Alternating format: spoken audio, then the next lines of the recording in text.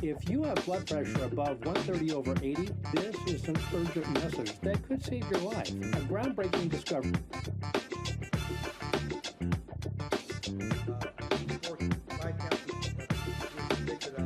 And then on one of the other four, or more than four, you can impose.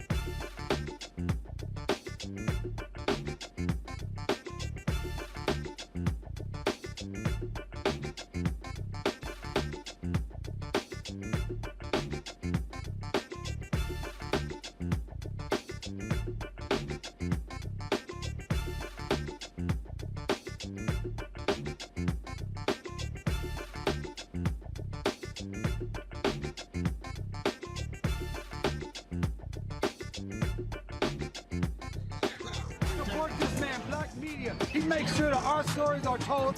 Thank you for being the voice of Black America, Roland. Stay black. I love y'all. All momentum we have now, we have to keep this going. The video looks phenomenal. See, there's a difference between Black Star Network and Black-owned media and something like CNN. You can't be Black-owned media and be scared. It's time to be smart. Bring your eyeballs home. You dig?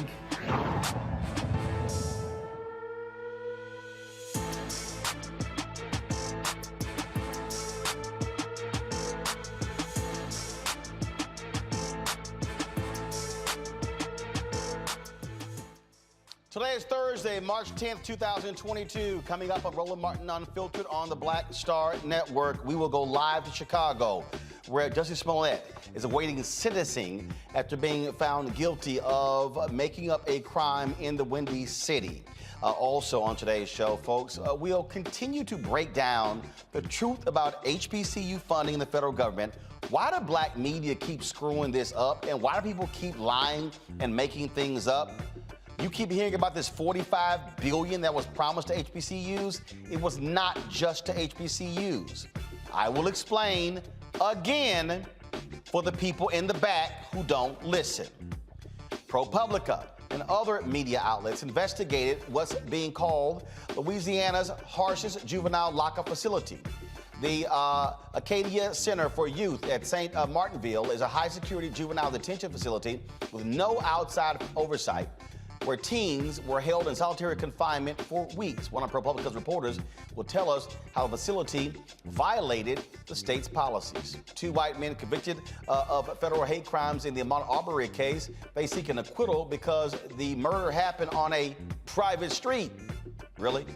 Legal analyst Candace Kelly will explain what the story is. Also, Wednesday, folks, we told you about Connecticut's House Bill 5349, sparked by the deaths of two Black Bridgeport, Connecticut women. Tonight, we have one of the bill's sponsors, the attorney, Darnell Crossland, for one of the families will be with us to talk about what's next in getting the law passed. Colin Kaepernick's organization, Know Your Rights Camp, has instructed, first of all, has launched an autopsy initiative offering free autopsies to families of those killed by law enforcement. One of the medical examiners associated with the initiative will join us tonight. Plus, body cam video on the 911 call of Ryan Coogler's arrest in Atlanta in January has been released. Folks, it's worse than what we described yesterday. And people of color, Blacks, Latinos, and Native Americans, got undercounted in the 2020 census at rates higher than 10 years ago, which is why we called out the advertising agencies, the white ad agencies that wouldn't give money to Black-owned media and others to avert this very thing. It's time to bring the funk on Roland Martin Unfiltered on the Black Star Network. Let's go. He's got it. Whatever it is, he's got the scoop, the fact, the find. And when it breaks, he's right on time and it's rolling. Best believe he's knowing. Putting it down from sports to news to politics. With entertainment just for kicks, he's rolling. It's on go, roll, y'all. It's rolling Martin, rolling with rolling now. He's funk, he's fresh, he's real, the best, you know he's rolling Martin now.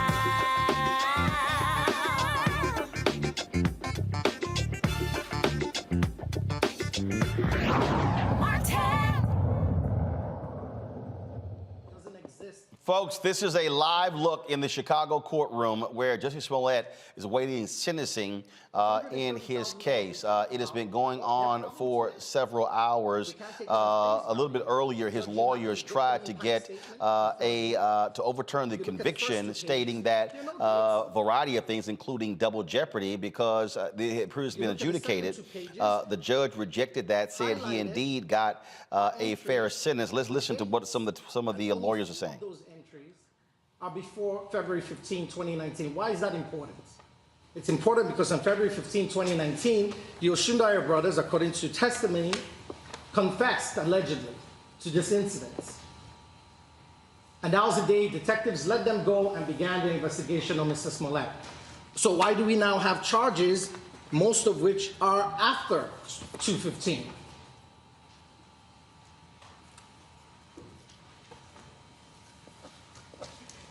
Judge, the second point I'll make is we're asking you to adopt the previous sanctions. Mr. Webb tries to dress it up like a forfeiture. Call it what you want.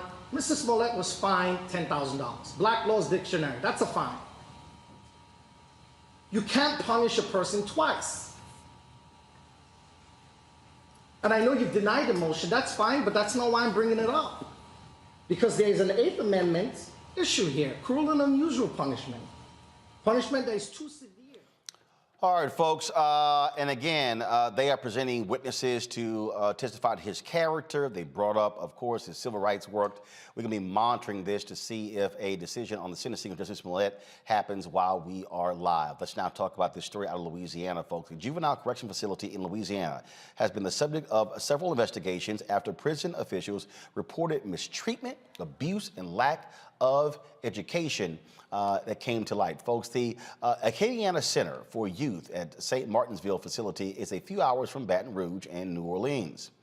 ProPublica teamed up with other news outlets to investigate the treatment of teens at the facility. They uncovered how the teens were held in solitary confinement nearly 24 hours a day, shackled, not receiving mental health or substance abuse treatment.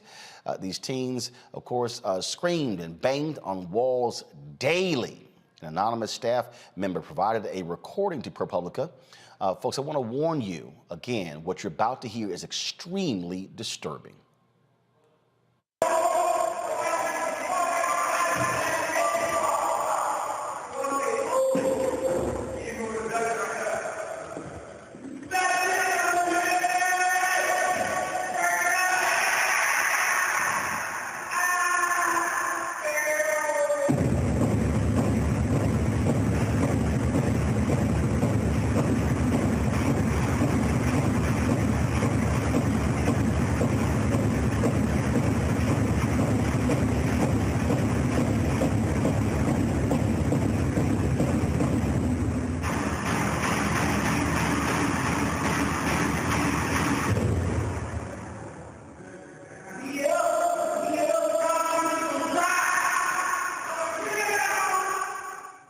Joining us from New Orleans is Annie Waldman from ProPublica. She's in New Orleans. Annie, glad to have you on the show. How long did y'all report this case?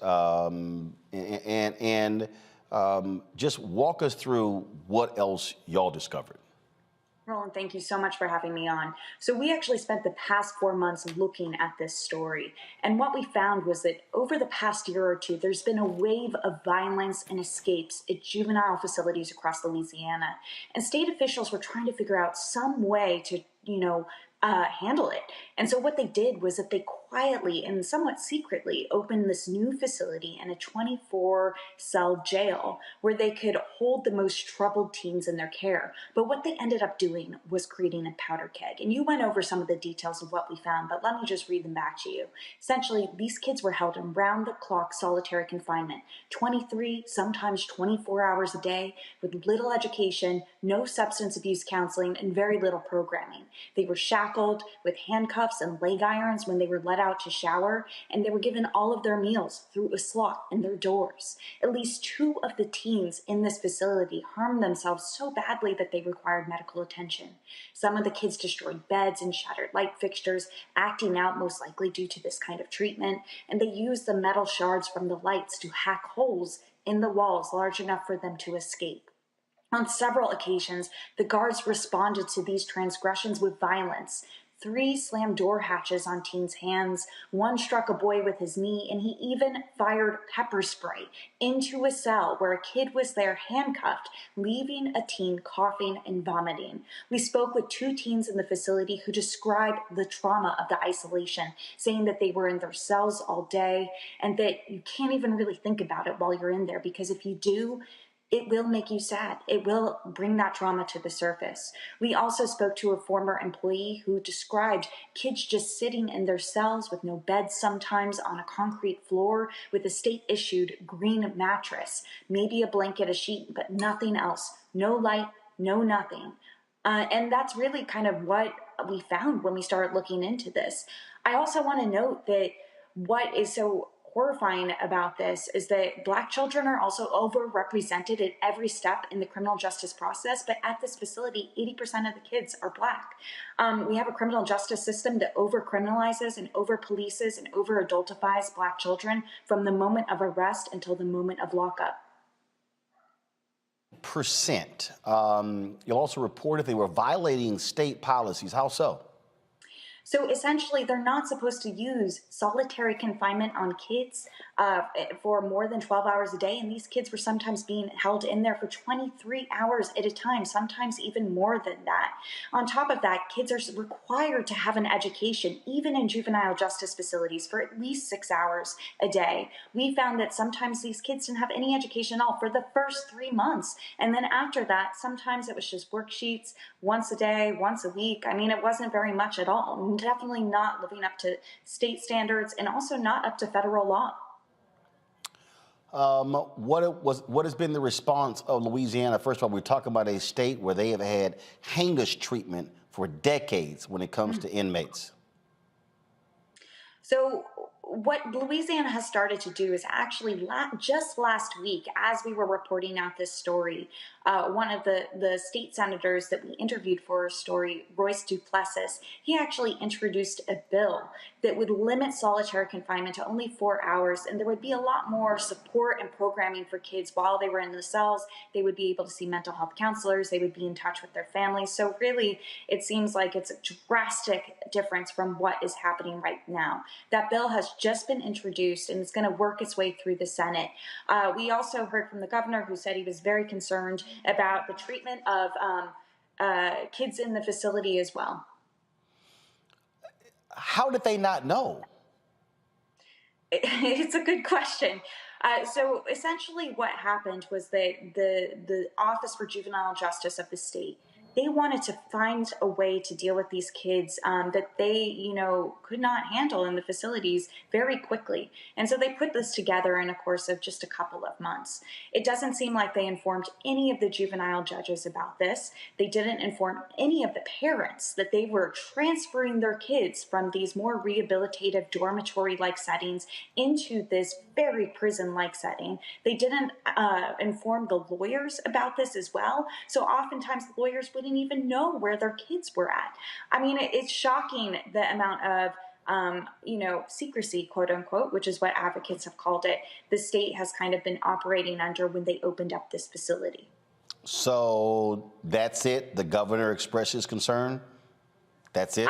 At this point, I mean, we're hoping, it's only been a day since we published this, and as an investigative reporter, I believe that impact is the most important thing we can get from our reporting. So we're hoping that there are other politicians across the state and who might take this up and do something about it. Absolutely stunning. Well, this is one of the reasons why reporting matters. The amount of time that y'all spent on it. I tell people all the time, look, this stuff doesn't happen in a day or two. It really takes a lot of digging. So absolutely great reporting by ProPublica. Folks, please go to ProPublica's website and check out this critically important report.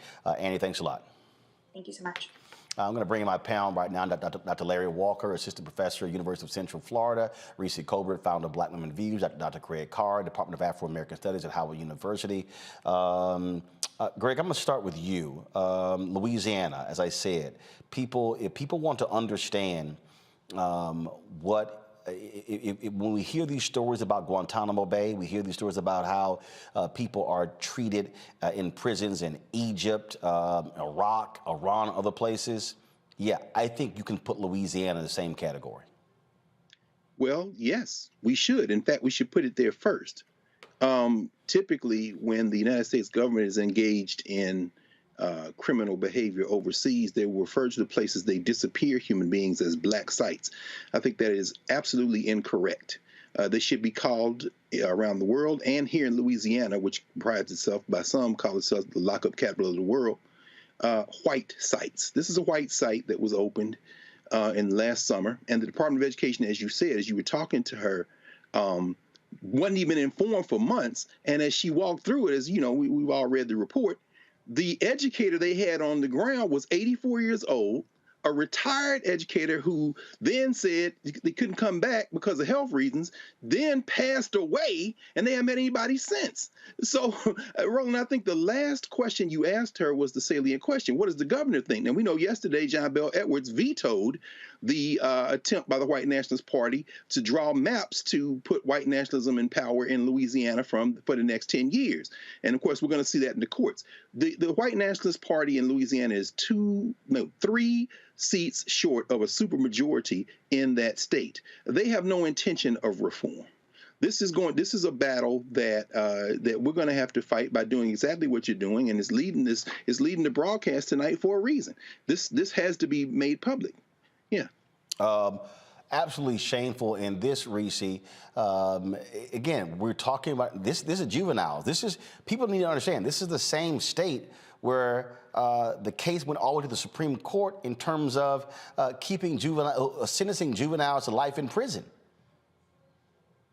Yeah, and the crazy part about it is, we have a tendency to, in our society, I won't say this is a black thing, but in our society, to look at people in jail as though you did the crime, now you got to pay the time. But when you're talking about juveniles, even if you feel that way about adults, which I don't think is appropriate in most cases anyway, but when you're talking about juveniles, the whole point of juvenile detention is to actually rehabilitate, and so that they go on to live productive lives. It's not to throw them away in a cell and lock the key. And what this method of detention is doing is it's actually exacerbating the mental health issues that a lot of these kids are coming in there with. One kid in the story went in there because he stole a car.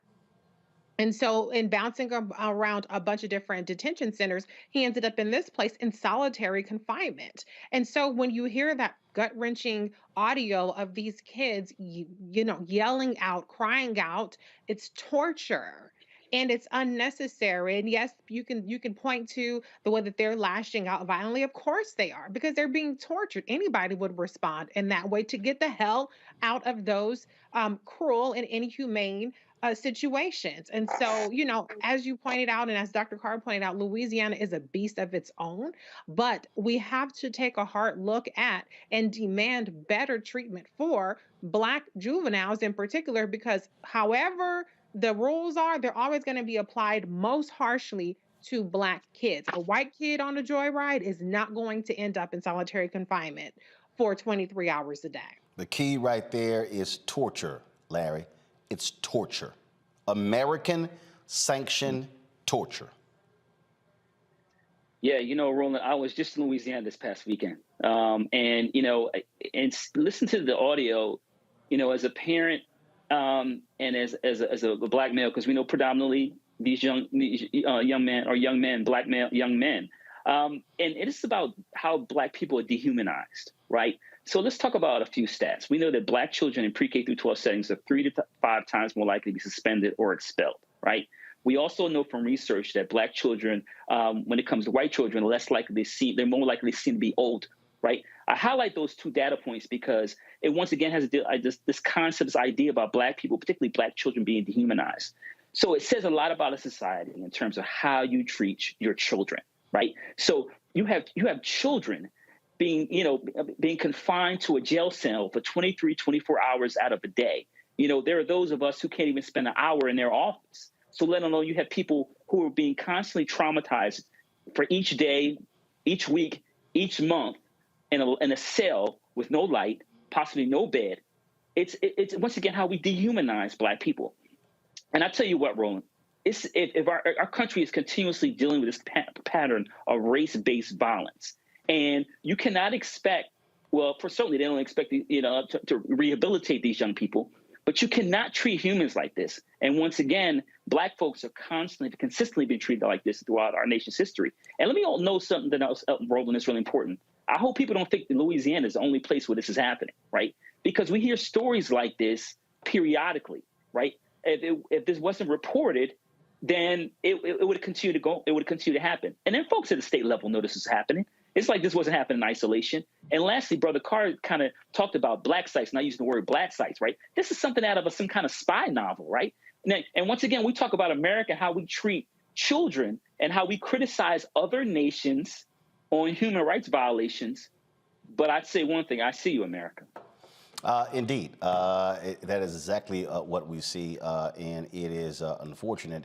But again, when I talk about torture, we talk about how we treat people in this country, and the response from folks there is simply insufficient to say we're disturbed. No, there should be immediate hearings in Louisiana. There should be immediate moves to terminate people. In fact, what the governor should be doing is ordering, well, it's a little hard to say the governor should be ordering state troopers into that prison, considering we have a cover-up in the state there as well when it comes to Ronald Green case. And so Louisiana, across the board, you don't know who the hell to trust there to get justice in that particular state.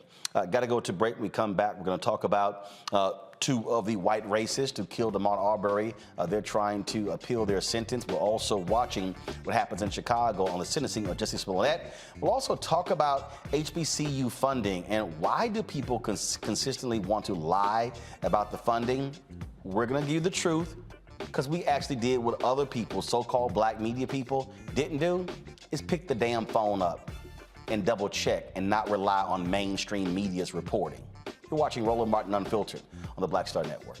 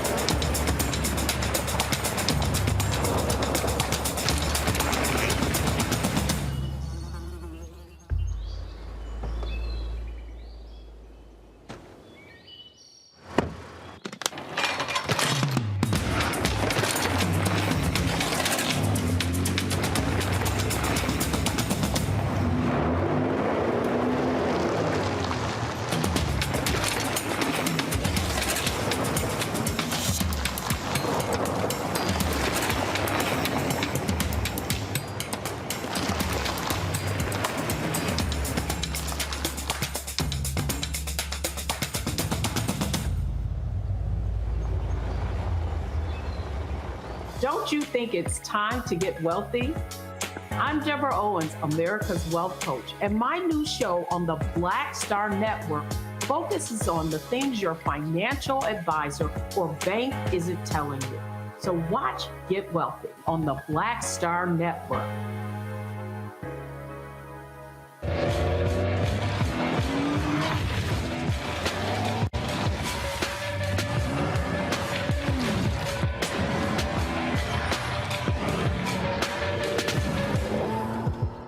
Pull up a chair, take your seat at the Black Table with me, Dr. Greg Carr, here on the Black Star Network. Every week, we'll take a deeper dive into the world we're living in. Join the conversation only on the Black Star Network. Hey, I'm Deion Cole from Blackish. Hey everybody, this is your man Fred Hammond, and you're watching Roland Martin, my man, Unfiltered.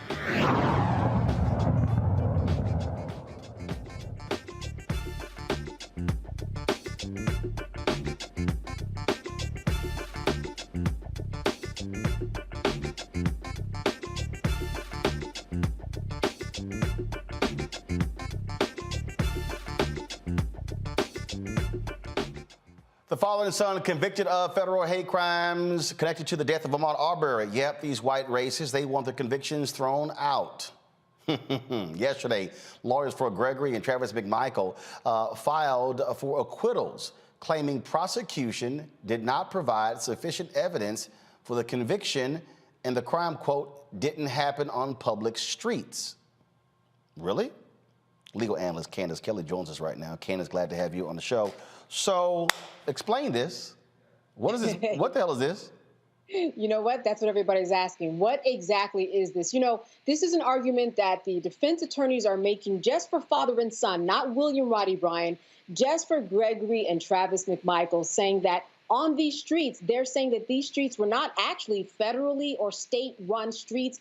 In this 43-page document to appeal this conviction, what they said was that back in 1958, Scintilla Shores, the developer, he declared that this was not a public place where people should live. But even the document itself says that the county comes in and fixes the drainage, that the county and the state comes in and answers questions about mosquitoes and takes care of mosquito problems. So, I mean, there have been situations where the county has been involved with Scintilla Shores and fixing the streets. So it's really just a game of semantics. What they're saying is that if this is a public street, it has nothing to do with the feds, and that the civil rights violation should not stick because this was not any protected place where anybody should have been allowed to run and protected by the federal government because it was a private street. You know, this is actually an argument that they brought up during the court case. It didn't stick. I don't think it's going to stick now. The jurors, they saw through this, and this is why, Roland, these three men were convicted. So were there signs posted saying, hey, you cannot drive down this street because it's private? I mean, there are private streets, but if they're making this case, what they're trying to say, he was trespassing on a private street?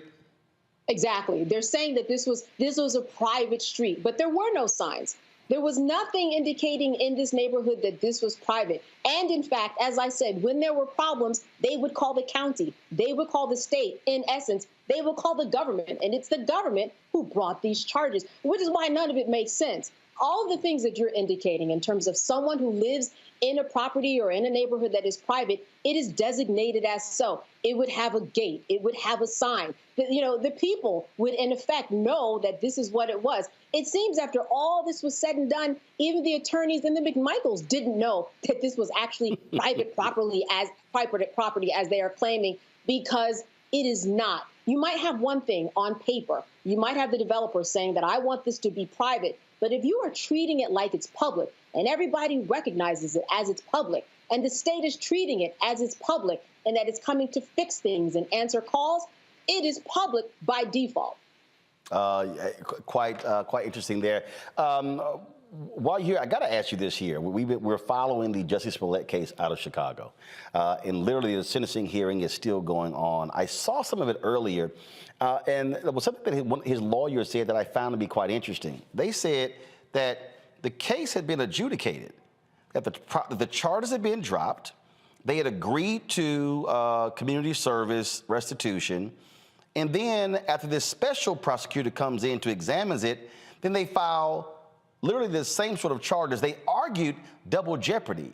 And the judge rejected it, but they went through this whole deal and said, wait a minute, the case has been adjudicated. Why are we back here? Do you think if he gets, first of all, he's been convicted, they're going through sentencing, but the arguments they laid out, does he have a good appeal? Oh, I think he has an amazing appeal. I don't see why we are here. Now, I'm not saying that the evidence that he brought to court held up and that I believe Jussie Smollett. But let's talk about Cosby, right? That was a procedural process, and that's why he got off. There was a mistake that was made. I think here, too, there was an agreement. Everybody agreed that, as you said, he would do community service. It was adjudicated. Everything was signed, sealed, and delivered. I mean, he's got all types of support from Rainbow Push and actors and people who are supporting him because of this fact that this was a done deal. Why was this opened up? Because it was Jussie Smollett. That's why it was opened up, because they wanted to make him an example for everybody else. And remember, too, at the time when Jussie Smollett really took off, R. Kelly was also in Chicago, too, and the police, they were being embarrassed by him because he kept on getting off until he finally was brought to justice. So at that time, they were really trying to figure out how to save face and make sure that people recognize them as somebody that, could, serve and protect. Because it seemed as though they couldn't serve and protect, so they made an example of Jussie Smollett. They opened this case again. This is an amazing case for an appeal. I myself don't even see why we are here, Roland. This was actually the quote here. His attorney said that the charges were dropped. There was an immunity type agreement in which charges were dismissed in exchange for 15 hours of community service and a $10,000 payment. And quote, he was promised not to be called back into court, but that was exactly what happened.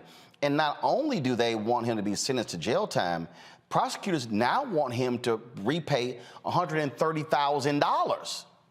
That's right. They want that to stick because they say that the police officers wasted their time on something that was really a hoax. But you said something that is very important. There was an agreement. It is in writing. And this is what people have to understand about the law. When you have an agreement that is in writing, that has to be honored. That is why Cosby walked out of jail after 3 years off of a 10-year sentence. They had to honor the agreement. Here, I am not sure what's going on behind closed doors, but they are not honoring the agreement. And when you have an agreement in court, when attorneys work together to get that agreement on paper, this is something that you have to honor to make sure that people actually receive justice. Or who can you believe? You say that I'm agreeing to do something and you're promising this in return.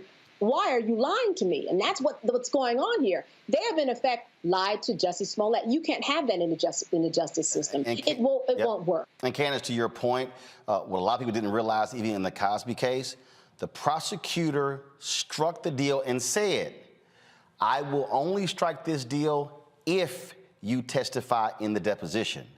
The only reason we are aware where Cosby admitted to giving drugs or quaaludes to women is because of the deposition. If there's no deposition, you don't have the testimony. That was what he said. I will only strike this deal. You are required to testify. What happened? Cosby testified for 3 days in the deposition. Then they actually struck an agreement, and then it was sealed. And so when it got overturned, that's what the Supreme Court wouldn't look at it. The Pennsylvania Supreme Court said, you have to, the next DA can't just undo the other deal because he testified, gave a deposition because of the agreement. Exactly. In Illinois, there's a new law that was recently passed that says even when you bring a juvenile into, for questioning, that you can't lie to that juvenile in order to get information. The bottom line is that you just should not lie when you are trying to carry out justice. You have to stick to the truth. That's what the court system is made based upon. Evidence, hopefully evidence that is true and that the jury is trying to determine is true. You can't have prosecutors and DA lie along the way and then, and change their mind for something that they promised. That it just doesn't work.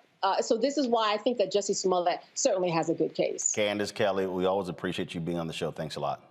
All right. Good to see you, Roland. Go back to my panel here. Greg, I'll start with you. You, of course, teach classes there, Howard University Law School. You finished from Ohio State's Law School. Here's what's interesting here. Go to my computer, please. Again, I'm laying out here. State's Attorney Kim Foxx, her office dropped the charges. They dropped the charges, agreed to community service. He had to pay $10,000. But then people were so pissed off with that, a judge appointed a former U.S. attorney, the U.S. Assistant Attorney Dan Webb, as a special prosecutor, and they later re-indicted Smollett, which led to his conviction. Now, here's what's interesting. Webb's report on the state attorney's office decision-making in the case was unsealed after Smollett's trial and said his team determined that Fox had committed, quote, substantial abuses of discretion, but found no evidence of criminal conduct or influence peddling. Kim Fox is duly elected by the people of Cook County to adjudicate cases. And so what you have here is these folks in Chicago were so pissed off at him. You had Rahm Emanuel blasting him out there. You had the superintendent, the police chief, blasting him, the same superintendent who was found asleep behind his wheel, passed out, and they had to basically drive him to his house. He later resigned. And they still ain't told us really what happened there. So this is not, let me be real clear, this is not, oh my goodness, you caping for Jussie Smollett. This is the thing that I think people have to understand. The Supreme Court, it says equal justice under law on the Supreme Court. Okay? The law is the law. Folks were pissed off that Bill Cosby was released. But as Candace said, that was it was technicality, but it was still the law. If the law is supposed to apply to people evenly, the law is the law. In this case, these folks in Chicago were pissed off and they said, no, we're going to put your ass in jail. We're going to make an example out of you. That's really what happened here. Yeah, Roland, and you're right. Of course, Kim Fox is an officer of the court. And did Smollett rely to his detriment on the word of officer of the court? Perhaps that's the case. And really something you just said is really important for us to focus in on among everything else that you've been discussing with Sister Candace. The question of technicalities, you can't, if you're talking about law, the law is politics, of course. That's the larger field it operates in. But technicalities, that is the essence of law when you start talking about fighting for your clients. And with all due respect, I mean, what you said, it cuts both ways. In Chicago, because of that reliance, perhaps, and because of the fact that politically, while Kim Fox may be a sacrificial lamb, it doesn't escape the fact that they're all part of the government. It might cut toward Jussie Smollett. But in Georgia, and this is where I'm a little, I wanted to ask Sister Candace, that's not a small thing. When you start talking about state action, you start talking about private property. This goes back to enslavement with the Dred Scott decision when Roger Taney basically created two types of citizenship. Citizenship in the United States and citizenship in the state that you're in. When you start talking about, when you look at the filing, when you look at and I'm looking at it now, the filing that the United States District Court in the district court that the feds put up for the federal case, in the kidnapping charge, they say that these two guys used their truck as a instrument of interstate commerce. See, interstate commerce is the hinge that all of the civil rights cases fall on that allow the federal government entry, because there was created this fiction that a state somehow is different than the United States when it comes to prosecuting civil rights cases. I'm not saying these two guys are going to have their sentences reversed, but I'm saying it's bigger than a technicality when you start talking about private action, which is the way they've been hiding from punishing people for being racist since Reconstruction, and the federal government. I don't know that, I think the technicalities cut both ways, Roland, and I think it was very important that you put that term into our conversation tonight. It might be one way in Illinois, it could be another way in Georgia. But here's what I need people and to remember something, Reese. When Wanda Arbery went off on Kristen Clark and the federal prosecutors for striking that plea deal. First of all, the plea deal was her attorneys were apprised of it the entire time. They told me that. So her attorneys were aware of that. Here's the thing that people, and there were black folks who were just dragging Kristen Clark because people wanted to hear guilty. Here's what they all missed. First of all, they admitted guilt. Two, it would have been found guilty. But here was the third piece. The third piece was they could not appeal their plea. Right. So, in this case, they are appealing their plea.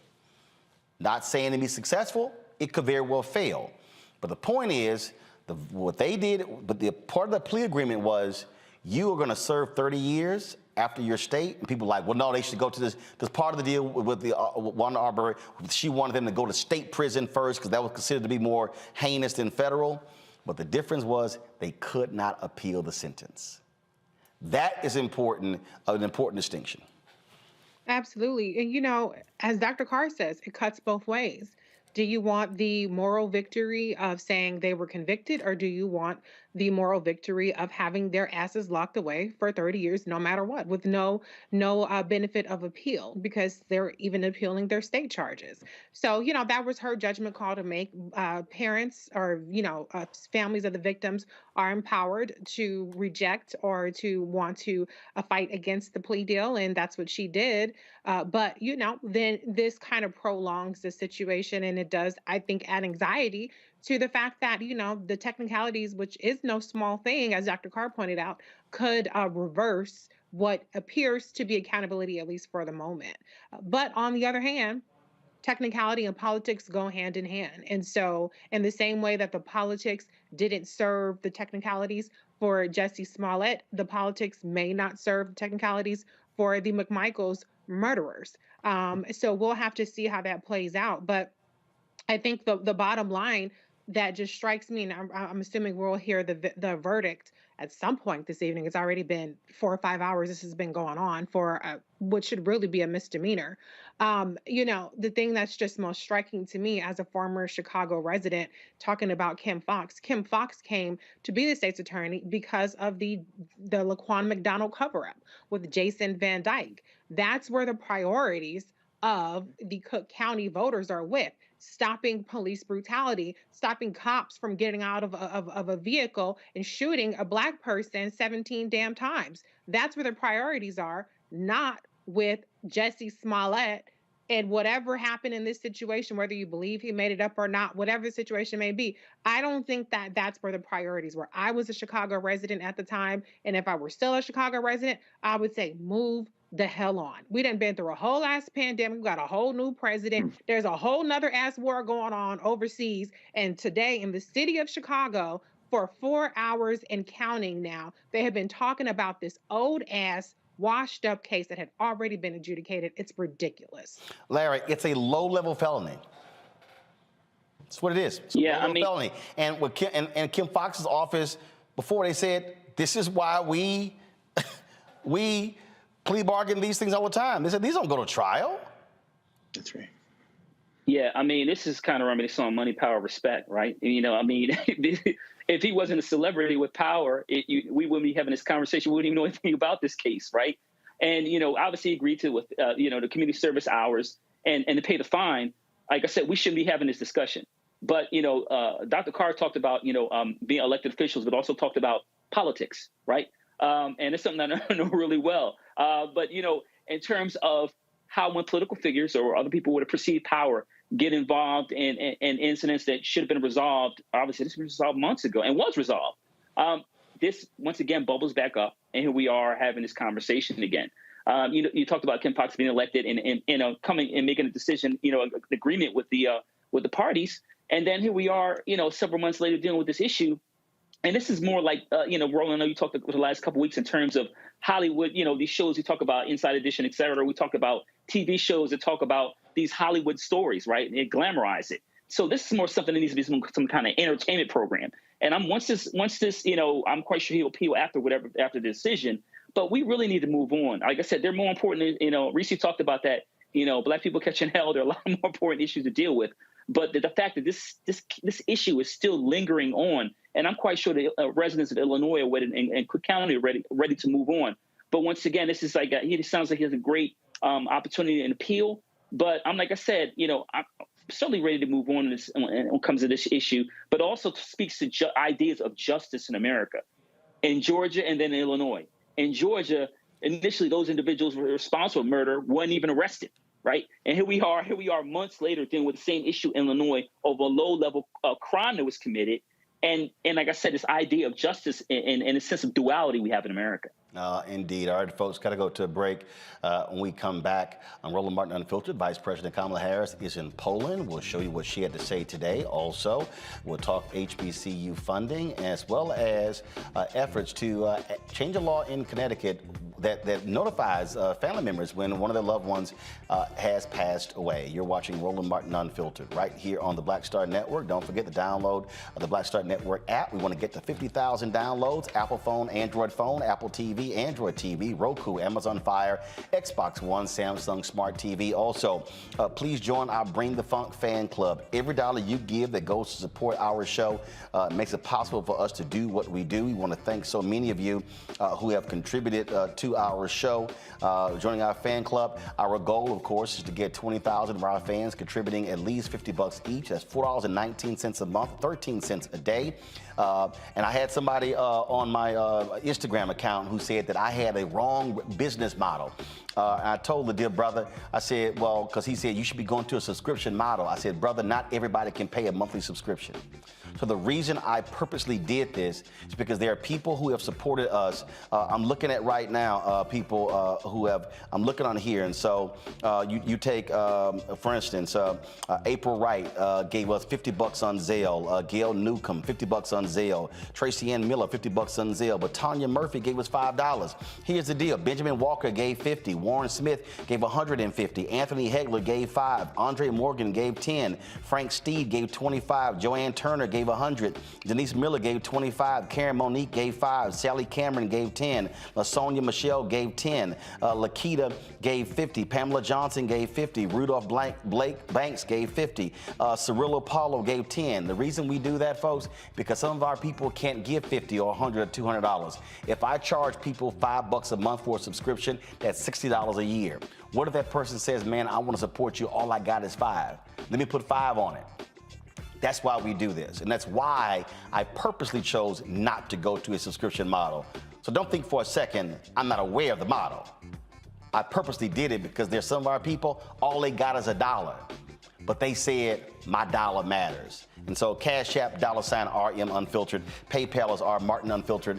Venmo is RM Unfiltered. Zelle is Roland@RolandSMartin.com. Roland@RolandMartinUnfiltered.com. You can also send a check or money order to, and I'm going to tell you how I love my people. Literally, I think out of all the checks people have sent us, maybe 2 or 3 didn't go through. But folks are real with this thing. So P.O. Box 57196, Washington, D.C. 20037. P.O. Box 57196, Washington, D.C. 20037. And just in case y'all think I'm not joking, literally on my kitchen table right now, I got a stack about that thick of money orders and checks. So there's a whole bunch of folks still old school. But last I checked, old school still count the same as new school. We'll be right back.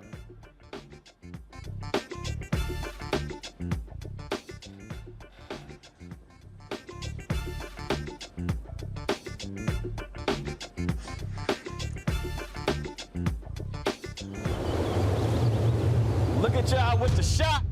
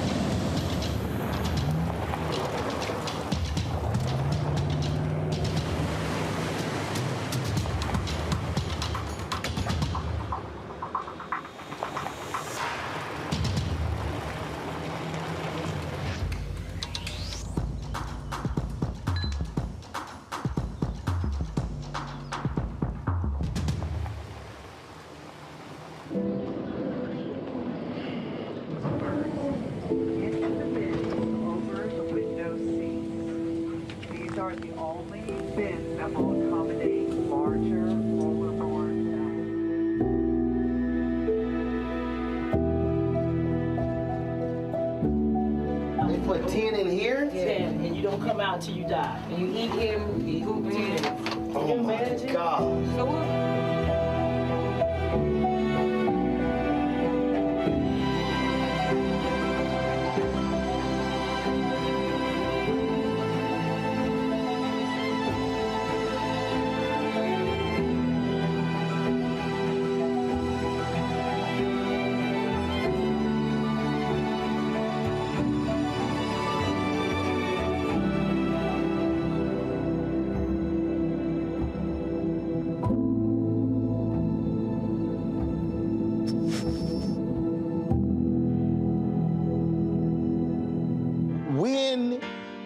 did the damn woo-woo song just become like stupid crazy? I came home and I'm playing it around the house, you know, and my daughter was 3. Tiffany was 3 years old at the time. So I'll tell you how long ago. Yeah.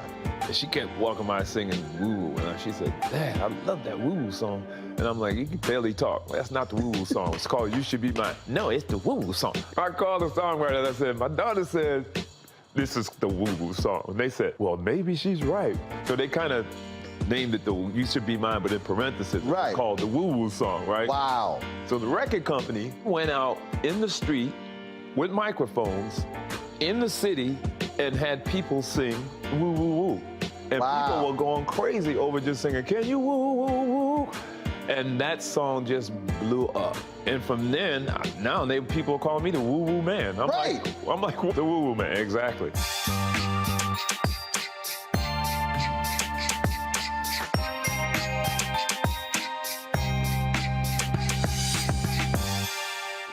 My name is Charlie Wilson. Hi, I'm Sally Richardson Whitfield. And I'm Dondre Whitfield. Hey everybody, this is your man Fred Hammond, and you're watching Roland Martin, my man, Unfiltered.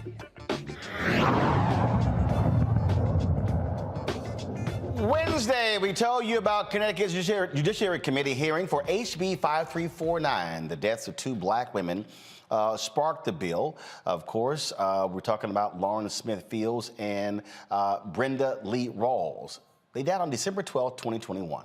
Neither family was notified by any Bridgeport official of their loved ones passing away. The bill will require police to notify the family within 24 hours of the discovery of death or document the reasons why the family or next of kin hasn't been notified in that time frame. Joining me now from Bridgeport is State Senator Marilyn Moore, a co-sponsor of the bill, as well as the family attorney for Lauren Smith Fields, Darnell Crossland. Glad to have both of you on the show. Senator Moore, first and foremost, I mean, it was crazy when we first got the details of Lauren's death and then Brenda's death, and no one told the family. I mean, that's just outrageous.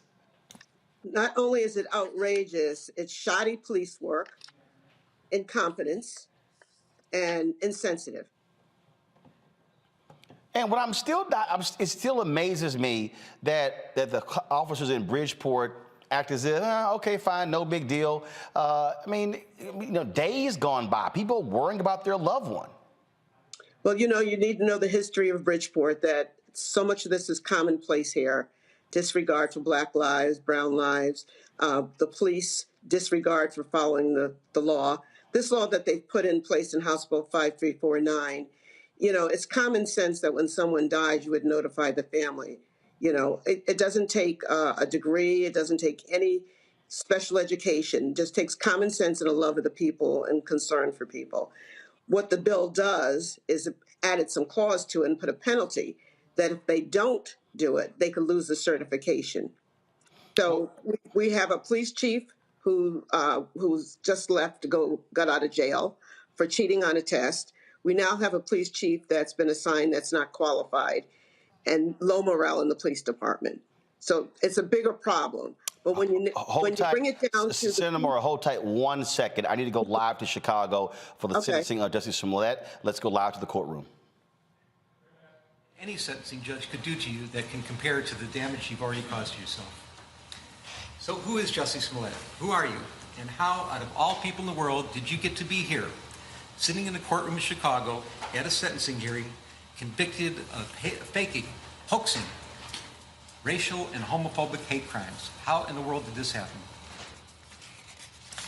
Well, there are ironies in this case, and the ironies are many and they are profound.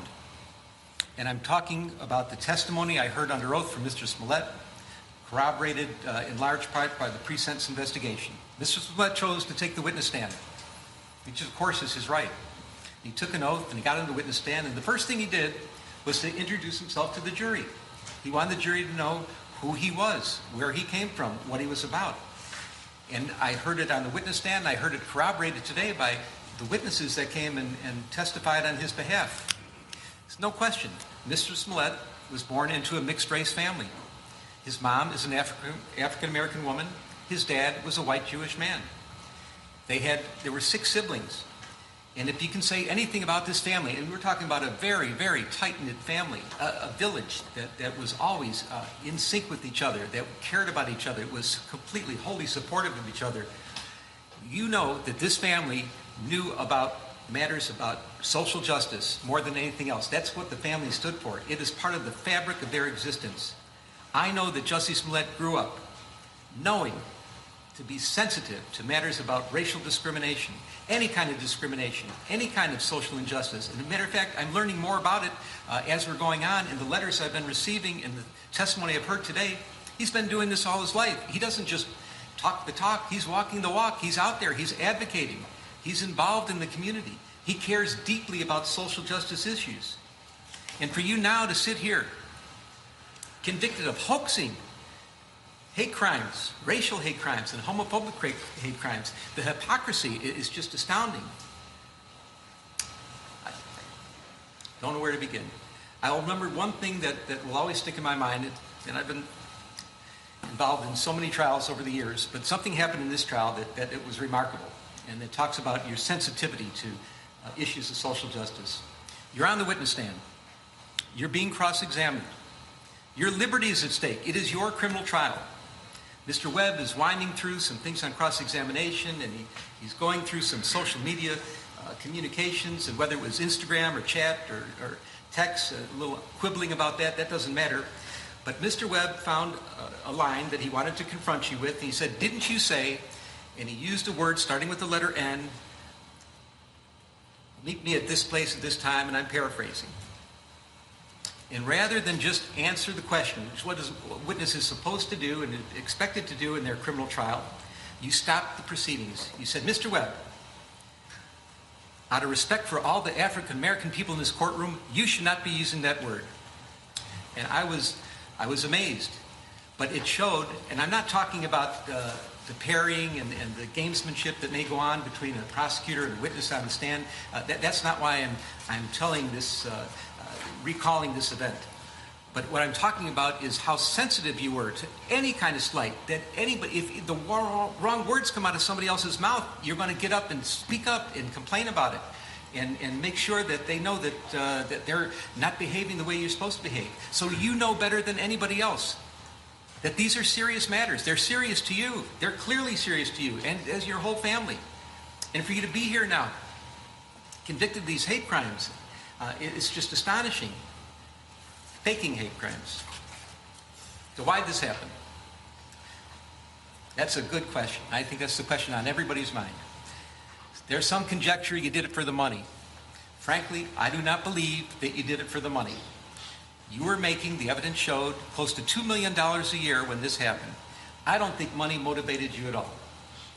But the only thing I can find is that you really craved the attention, and you wanted to get the attention, and you were so invested in issues of social justice, and you knew that this was a sore spot for everybody in this country. You knew this was a country that was slowly trying to heal past injustices and current injustices and trying to make a better future for each other.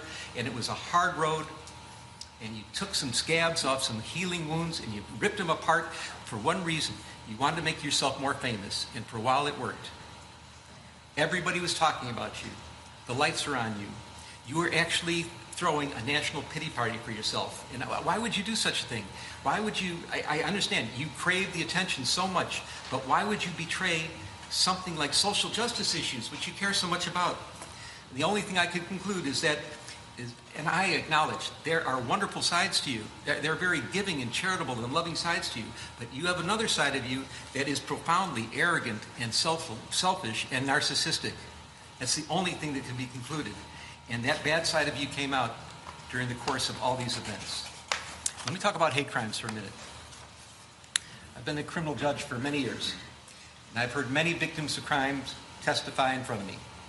And any victim of a crime, no matter what the crime is, they are demoralized by what happens to them. It doesn't matter if you're injured unjustifiably, if somebody hurts you and it maybe cripples you or damages you in some fashion that's going to be long-standing injuries. If your property is stolen, your vehicles are stolen, people go into your homes, your possessions are stolen, People do all kinds of terrible things. It is a demoralizing experience. And sometimes it's the worst experience that anybody can ever go through in their entire life. And then if it turns out that the motivation for the criminal to do something bad to you was because they hate you because of your race, because of your ethnicity, because of your gender, your sexual orientation, your religion, your age, your disability. If that was the reason for it, it is exponentially worse. There is nothing worse than to be a victim of a hate crime. It is the worst thing that can happen, especially in our country with all our history and all that we're going through now to try to get around some of these issues. Hate crimes are the absolute worst. And I believe that you did damage to real hate crimes, to hate crime victims. There are people that are actual, genuine victims of hate crimes that you did damage to. These are people that have a difficult time coming forward. They may be mistrustful. They may not want to bring it to the attention of the community or first responders. There may be some trepidation. I don't know for sure how much damage there was. I don't know how this is going to impact other people, if they're going to be hesitant to come forward because they're going to think that they're going to be accused of acting like you and doing a stunt like you pulled here. I don't know if first responders are going to be more doubtful and skeptical of people that come forward, real victims of hate crime, because of what you did here. I'm hoping it's not that way. Now I'll show one of the ironies in this case, and I find this pretty profound. I got letters from people that advocate about victims of hate crime their entire lives. They devote their lives to this. I'm talking in particular Derek Johnson, president of the NAACP, Reverend Jesse Jackson, he's an icon here in Chicago, no introductions necessary. They devote their whole lives to addressing issues about social injustice and hate crimes. And they are here today asking me to show you mercy. And I take that seriously. I find it profound. I take it seriously. And I know that they're in a better position than myself to educate the public about that topic, about the damage you've done to real victims of hate crime. And I am confident that because of all the attention that you've garnered here on this case, that they are going to seize the opportunity and they will educate the public and they'll be talking about this and they'll try to mitigate some of the damage that you've caused to real victims of hate crimes, and they're better positioned to do it than I am, and I will defer. But I will acknowledge that you have done some real damage.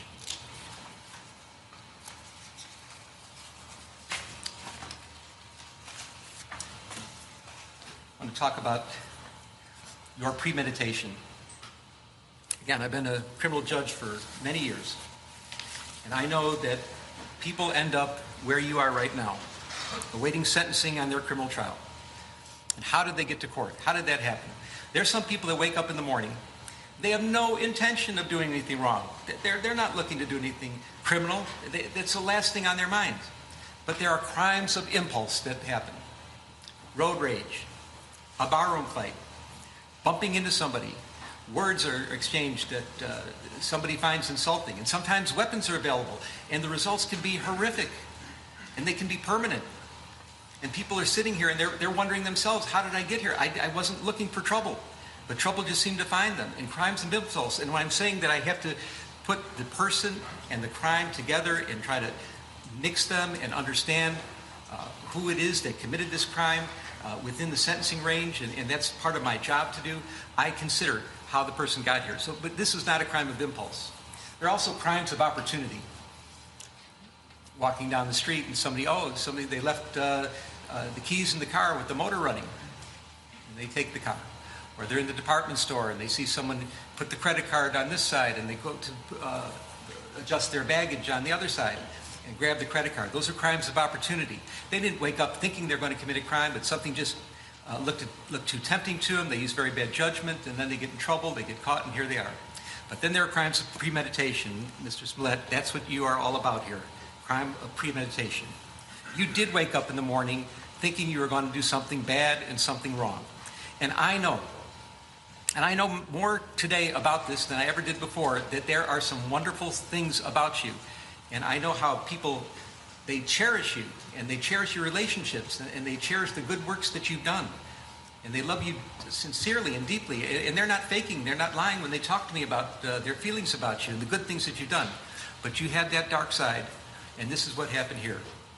You premeditated this case to an extreme that's amazing. You wrote a script.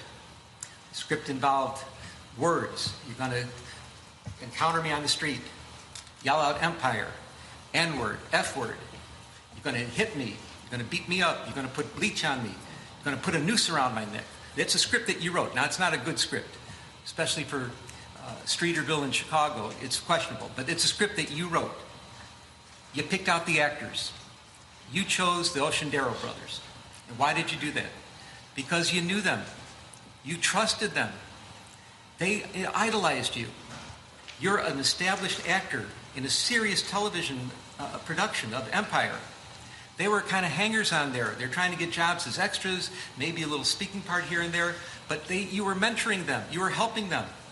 They wanted your advice. They would do anything for you. They thought you were one of the greatest people in the world to know and that you could help them in their careers. They're in great shape. They gave you a little advice about diet and exercise, but they idolized you and they would have done anything for you. And you chose them because you knew that you could trust them, that they were loyal to you. You paid them in advance by check. Not necessarily a good idea, but it was your idea. It was part of the plan that you would pay them in advance, and the check was out there. The check was shown into evidence. That was part of your premeditation. You chose a date. You chose a time. You chose a location. You had props procured. You gave them a $100 bill and had them get the supplies. What are the supplies in this case? Get masks. Nobody should see you. We're going to say that you're white, but obviously the Oceandero brothers are not white. We're going to cover your faces in masks. We're going to have a red hat because that's going to indicate MAGA country. We're going to get a rope that we're going to use as a noose. We're going to procure some bleach. You're going to have the supplies. And you had all that together, and then you did rehearsals. You picked them up and you did drive-bys. You drove around and around the block. You picked them up in Lakeview in their neighborhood, and some distance away you went to Streeterville where you were living, and you showed them. You're going here, you're going there, and you're going over the lines. You're going over the script with them so they would memorize the script. You're indicating which brother. You're the one that's going to hit me. You're the one that's going to put the noose around my neck and pour the bleach on me. This was planned. This was premeditated to the extreme. And I find that your extreme premeditation in this case is an aggravating factor today. Let's talk about the incident itself. It's all set up. The Oceandero brothers are on board. Your plane is running late. Now you had a chance right then and there to think, okay, I'm really late. I'm 4 hours late.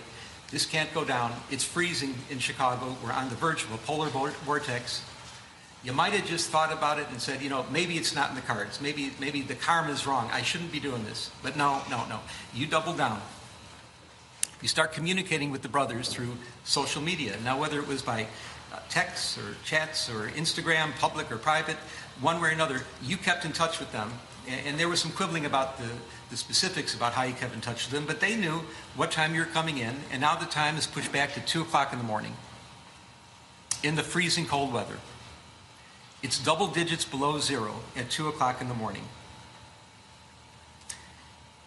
You have to have a reason to be out on the street. And the reason you chose is you come up with the story that you needed to get some eggs at Walgreens at 2 o'clock in the morning. If not that, you're going to go to Subway and get a sandwich and a salad and get something to eat at 2 o'clock in the morning in the freezing cold. You did one more thing. You got the Oceandero brothers. Now they're on board with you. You're using them as your patsies. You have your friend, you get your friend Brandon on the phone, and here's a man, professional man that's trying to help you in your career. You're not sure what town he's in, if he's in Australia or not, but you get him on the phone, and he's going to be your patsy also, because he's going to listen and be around on the phone to hear that you're being attacked by somebody. Now, he doesn't know what's going on, that it's really not an attack, but he's going to be able to corroborate your story. So you're getting that together. You got Brandon on the phone, you're out on the street, ostensibly to get some Subway, you get some Subway, and you're walking to where this is supposed to take place. Now, the Oceandero brothers, they're getting ready too. And they're doing this because you wanted them to do it on the sneak. No cell phones involved. Make sure nobody sees you get there. And what they think is some kind of clever way of getting there. They have an Uber pick them up from their home in Lakeview. They take the Uber to Old Town. It's a different neighborhood. They get out of the Uber and they get into a cab. Now the cab is supposed to go to Streeterville, but not to the scene where this is supposed to happen, a few blocks away. So nobody actually sees them get out of the cab, and this works out the way you want it to work out. So they get there a little early, they're walking around, they're sitting on a bench for a minute, but at 2 o'clock, the time that you said this is supposed to happen, at the place you said it was supposed to happen, at the moment you said it was supposed to happen, they appear. So you're talking to Brandon on the phone, you have your subway in hand, and they follow the script. Hey, Empire, word with the letter N, word with the letter F. There's a scuffle. They pour bleach on you. Brandon's listening to this. They attempt to put a noose around your neck during the scuffling. You're getting a little abrasion and scrape on your face. A car goes by, and the brothers take off. They leave. They never did get the noose around your neck. So what do? You gather your belongings. You get the cell phone. You're talking to Brandon. Hey, did you get jumped? Yeah, I got jumped. I got mugged. Did you hear what happened? You're trying to make sure that he heard the words that were spoken. You grab your food, and you took the noose that they never did get around your neck, and you put it around your own neck. I repeat, you put the noose around your own neck.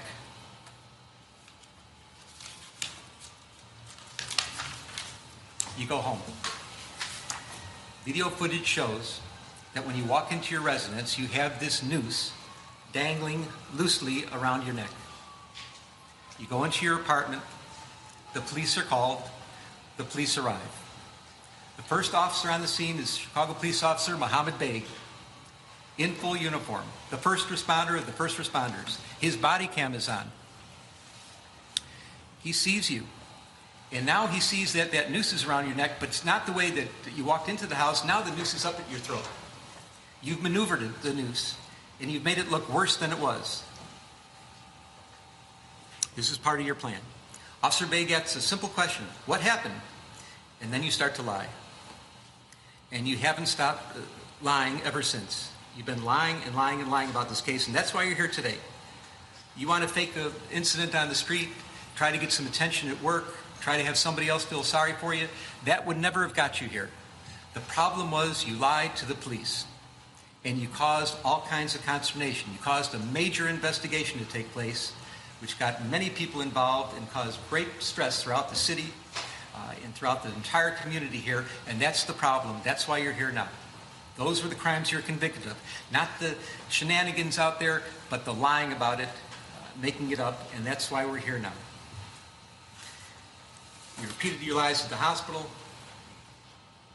6 counts were put together. The jury found you guilty of 5 of them. One was a little bit different than the others, and I understand that. Let me say, from my vantage point, and I was obviously here at every stage of this trial, I thought the jury's verdict was accurate, correct, wholly corroborated, but what could only be described as overwhelming evidence of guilt against you for lying.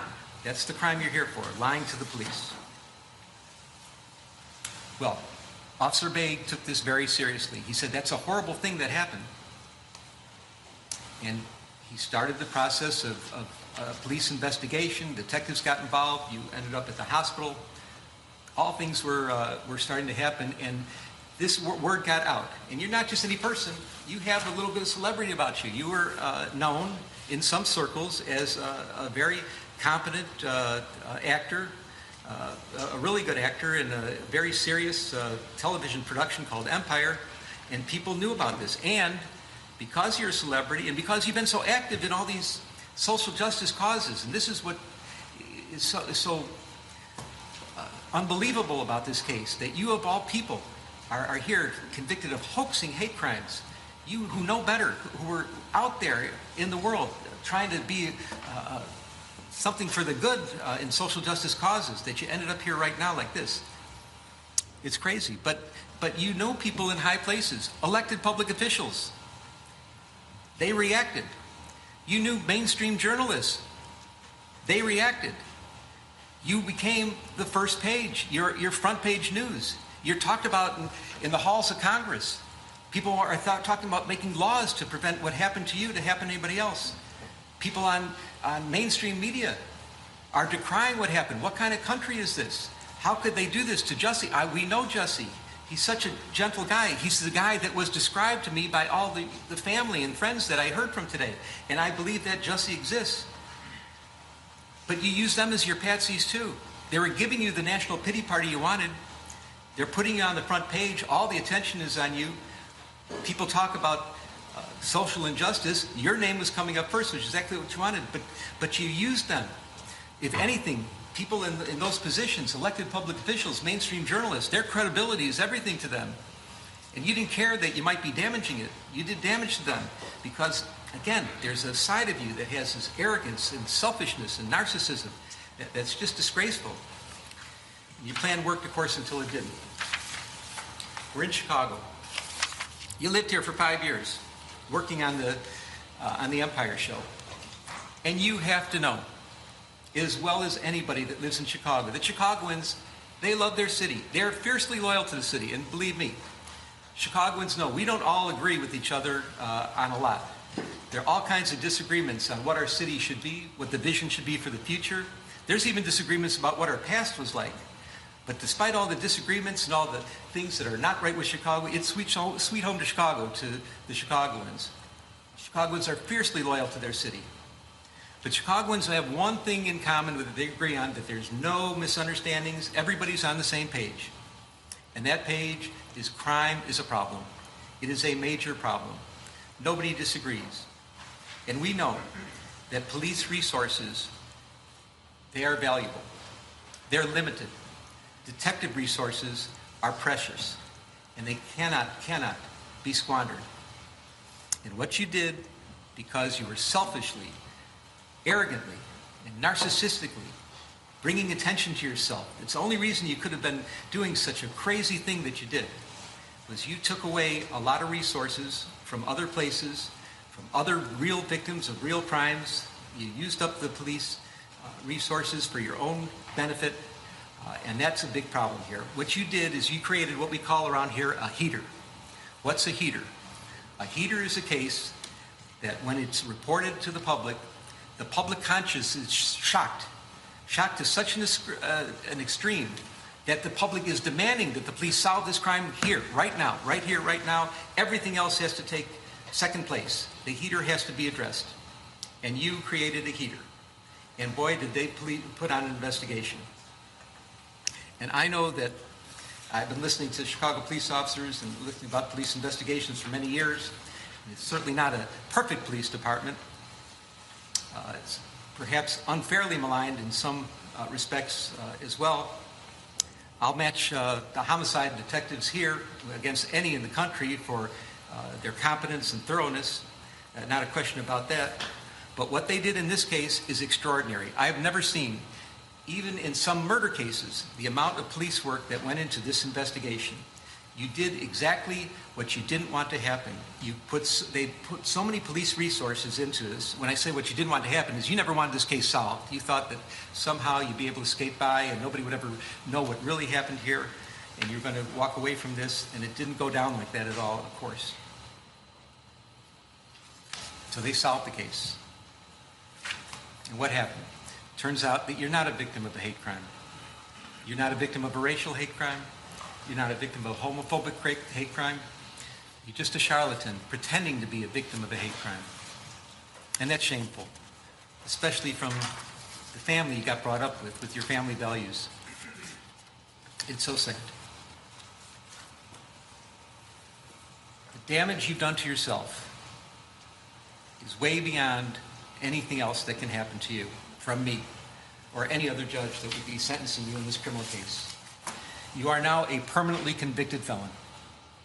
Your family who loves you and supports you, I don't even want to use the word forgive because forgive isn't even necessary. They're with you so much. They're so tight-knit, but you have to live with the fact that you really put them through a ringer. You've embarrassed your valuable friends in high places, the elected public officials, people in the media. You've embarrassed them. You have to live with that. I don't know if those relationships can be repaired. You've become toxic in your own workplace. Your career future is uncertain at very best. It was really on a rocket ship to success, and now you've turned yourself into riches to rags. and it's so unfortunate. Your very name has become an adverb for lying, and I cannot imagine what could be worse than that. People talk about situations where somebody's lying and trying to manipulate and maneuver a story, and your name comes up as, oh, pulling a Jussie, something like that. That's awful. You're the butt of jokes. Comedians, mainstream talk show hosts, they make jokes about you.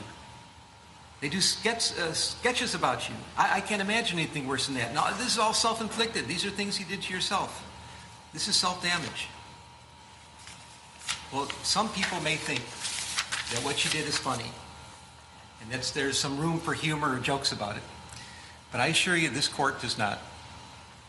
I don't think there is anything funny at all about hoaxing and faking racial hate crimes. Hoaxing or faking homophobic hate crimes. I think that is disgraceful. There is nothing funny about it. There's no humor in what you did whatsoever. All because you're selfish, arrogant, narcissistic. At least you have that side in you that came out through this case, and you kept doubling down and doubling down and doubling down. It's not funny. It's not funny at all. And I'm your sentencing judge, and I don't find it funny. So where are we at? We're at the end. You are convicted of a Class 4 felony. It's presumptively probationable, but we have some real serious aggravating factors here. Your premeditation, which I've described. The pain you've caused to real victims of hate crimes, which I have described. The damage you've done to the city of Chicago, I've heard. It's been talked about. I'm mindful of the city's request for restitution, and if I'm going to fashion that, consider that request, I have to fashion the sentence accordingly.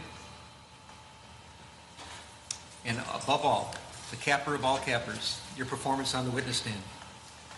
This could only be described as pure perjury. You got on the witness stand, you didn't have to, you did, you certainly have a right to, but you committed hour upon hour upon hour of pure perjury. And I find all those to be ample factors.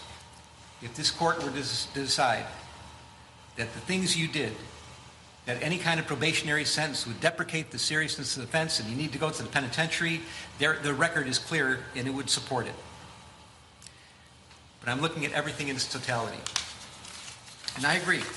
It's told to me today, you can't judge everybody by one bad thing they've done in their life. I don't know if it's the only bad thing, but it's the only bad thing that I'm concerned about now.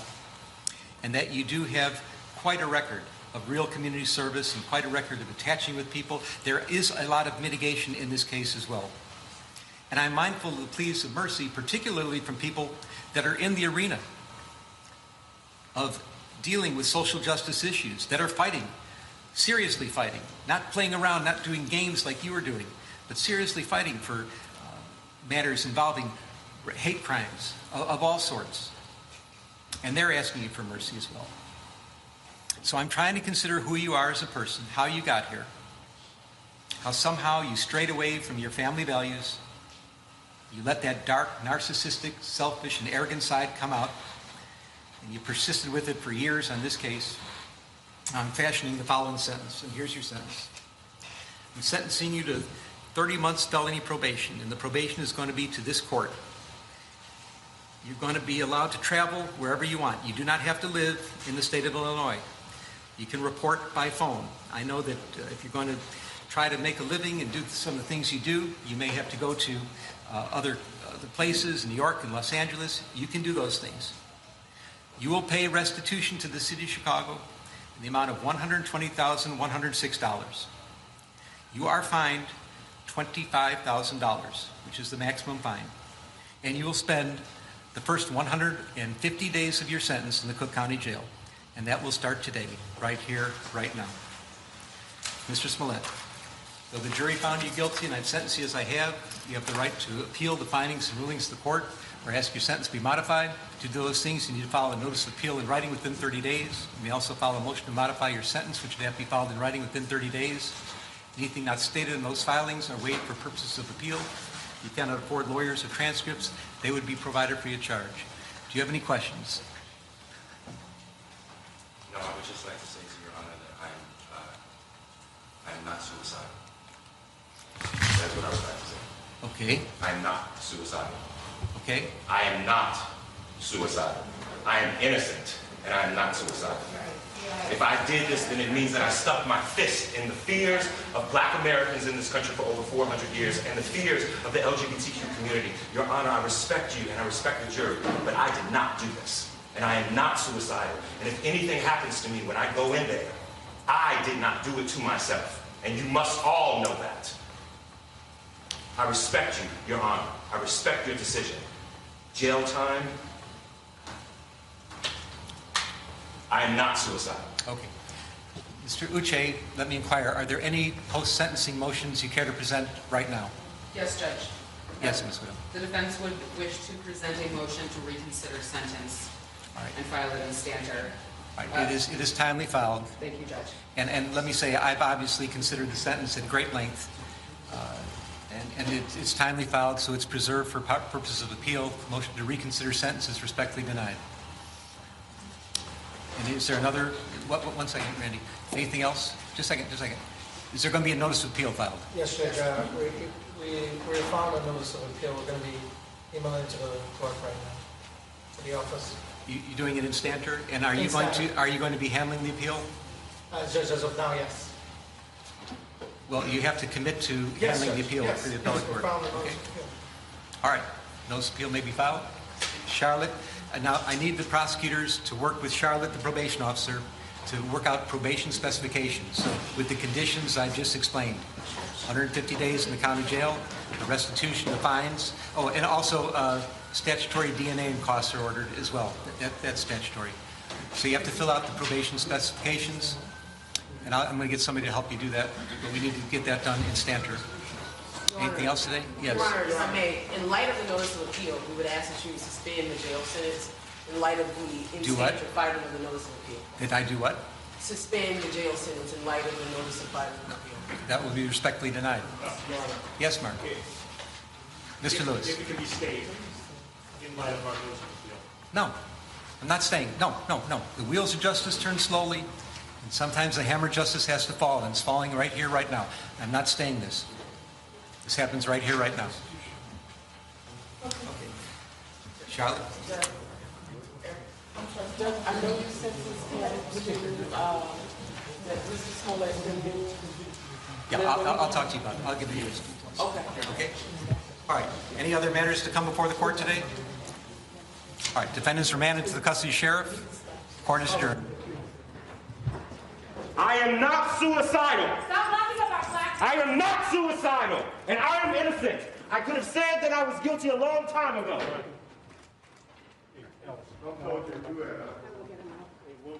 You are witnessing right here, what you're witnessing right here, again, is the end of the sentencing today of actor Jussie Smollett in a Chicago courtroom.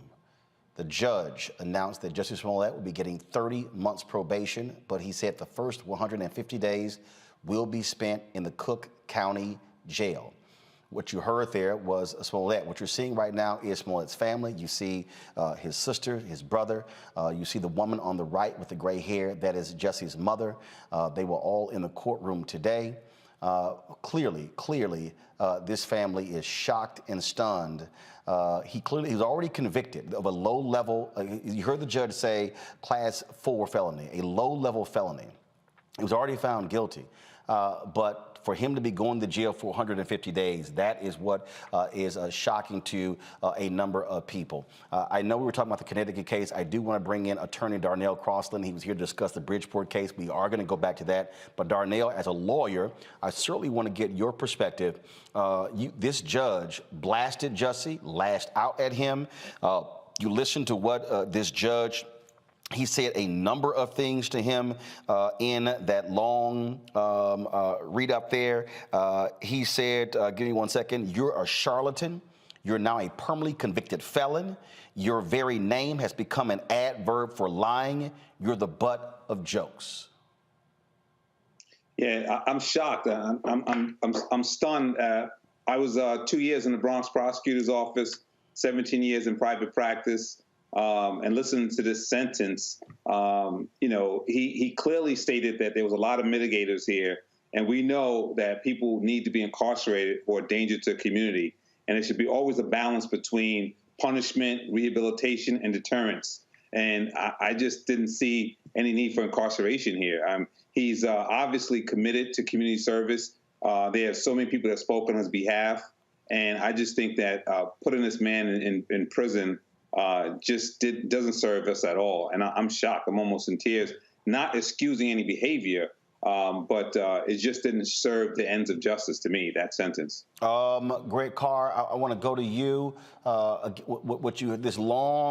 hit the judge lay all of these different things out. He talked about a number of different things, called him a sociopath. He talked about his service and just went on and on and on. And remember, when the case initially happened, the first charges were dismissed by Cook County State's Attorney Kim Foxx. She said these rarely ever go to trial. We always simply plead these things out. He was given a fine of $10,000. Again, 15 hours of community service. You heard there, 30 months probation, 150 days in the Cook County jail. Has to pay restitution of $22,000, fine $25,000 as well. This was Chicago saying we are going to throw the book at Jussie Smollett because of all of the attention, and the judge basically said it, all of the attention that this case received. Yeah, Roland. I mean, I'll be honest with you, brother. I've been texting back and forth. I hit you a few lawyers I know, law professors. Man, everybody was sitting here with their mouths open. I mean, what we just saw, and I have paid no attention to this. I think it's a complete spectacle. But because it's a spectacle, what we just saw, hey, man, everybody should pay attention to what you just saw. You just saw a judge who basically, I guess, was doing his star turn and put everything out on the sink he had. I don't know what his story is. You just saw the sentencing guidelines evoked, but as you just said, counselor, you gave this guy 5 months. You saw him scared as hell, clearly. That's Cook County Jail. Some of y'all Chicago, I know Reese know what Cook County Jail means.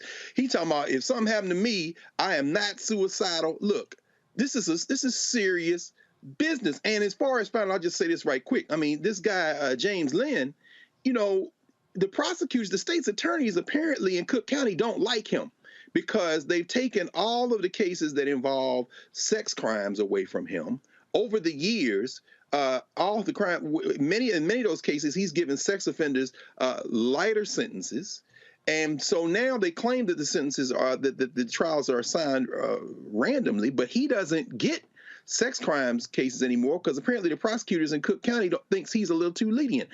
Defense attorneys tend to ask him for more for bench trials rather than jury trials because he's known that way. So when we saw him there, I'm wondering if he's trying to repair his relationship with the police. I'm like, what is this guy doing?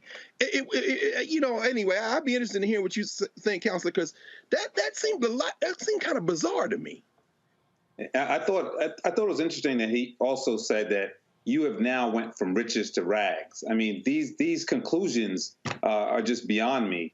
And I think it's outside of a jurist to talk about somebody going from riches to rags. It's almost like he was celebrating this guy's demise, talking about you've embarrassed the people in high places. I don't think that those, again, you're supposed to have a sentence that balances punishment, deterrence, and rehabilitation. If you can't strike a balance there without all these remarks that you're making towards this gentleman, and again, like our guest says, they put him in Cook County Jail where his life is in danger, and I'm not sure how that's going to serve the interests of the public. There's people who actually commit hate crimes that get less time than that actually get probation, violent crimes. So I'm not sure, how that judge ended up in that space. There were a lot of people who were reacting to what this judge was saying and how he went on and on and on. Reese, I saw your tweets. Certainly, you have a couple of thoughts about what we just witnessed in that Chicago courtroom. What we just witnessed was some straight up bullshit. Let's just be clear. This judge got his OJ.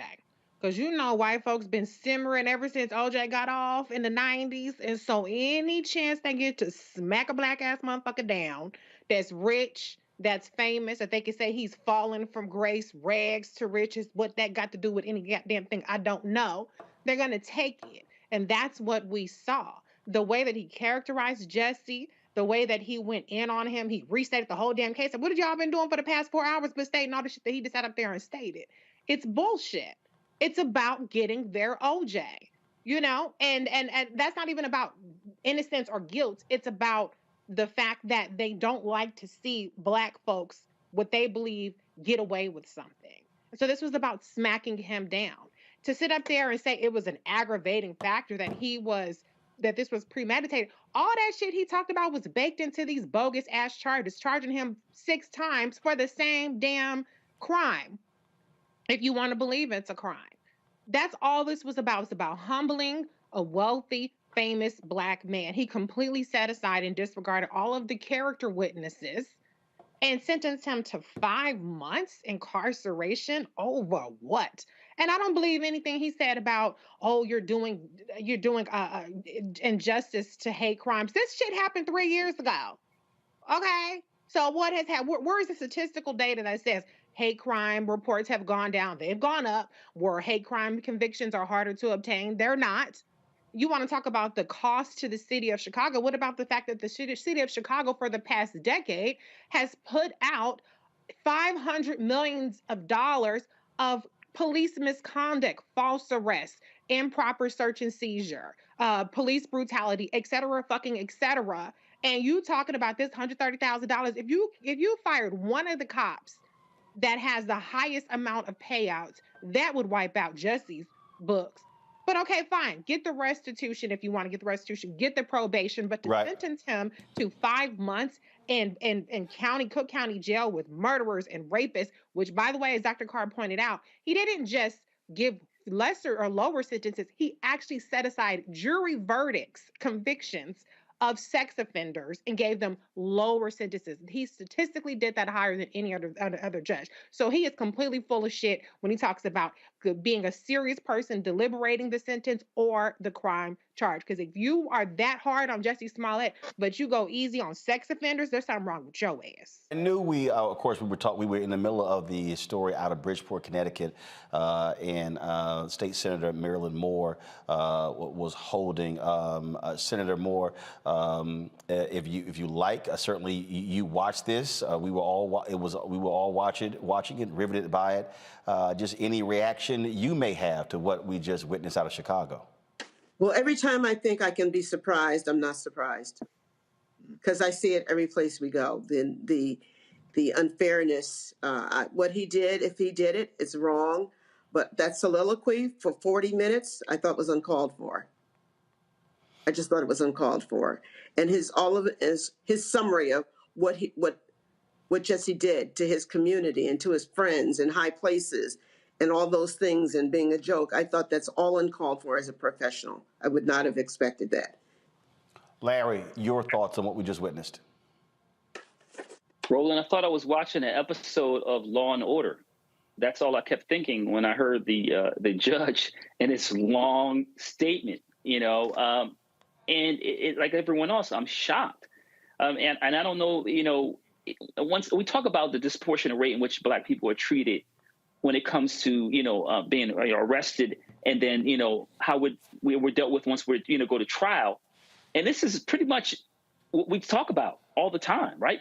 And so we have to once again ask ourselves, when people say that when Black people are raising concerns about, us being disproportionately arrested, and then also in terms, like I said, how we're treated by the judicial system, this is exhibit A of what we're talking about.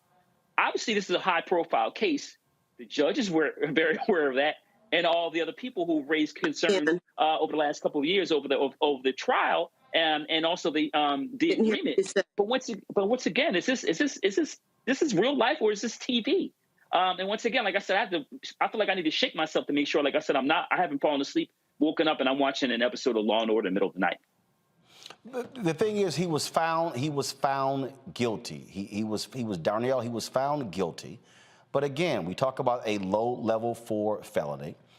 And when you look at the amount of money, first of all, that you spend, the question still comes out. You fine him $130,000. Does it make sense to also send him to jail for 150 days? now that there should never be a trial tax, which means that you should not be punished more because you went to trial. I just beat a murder case about 3 months ago here in Connecticut, and the judge said on the record, just because your client was found not guilty doesn't mean he was found innocent.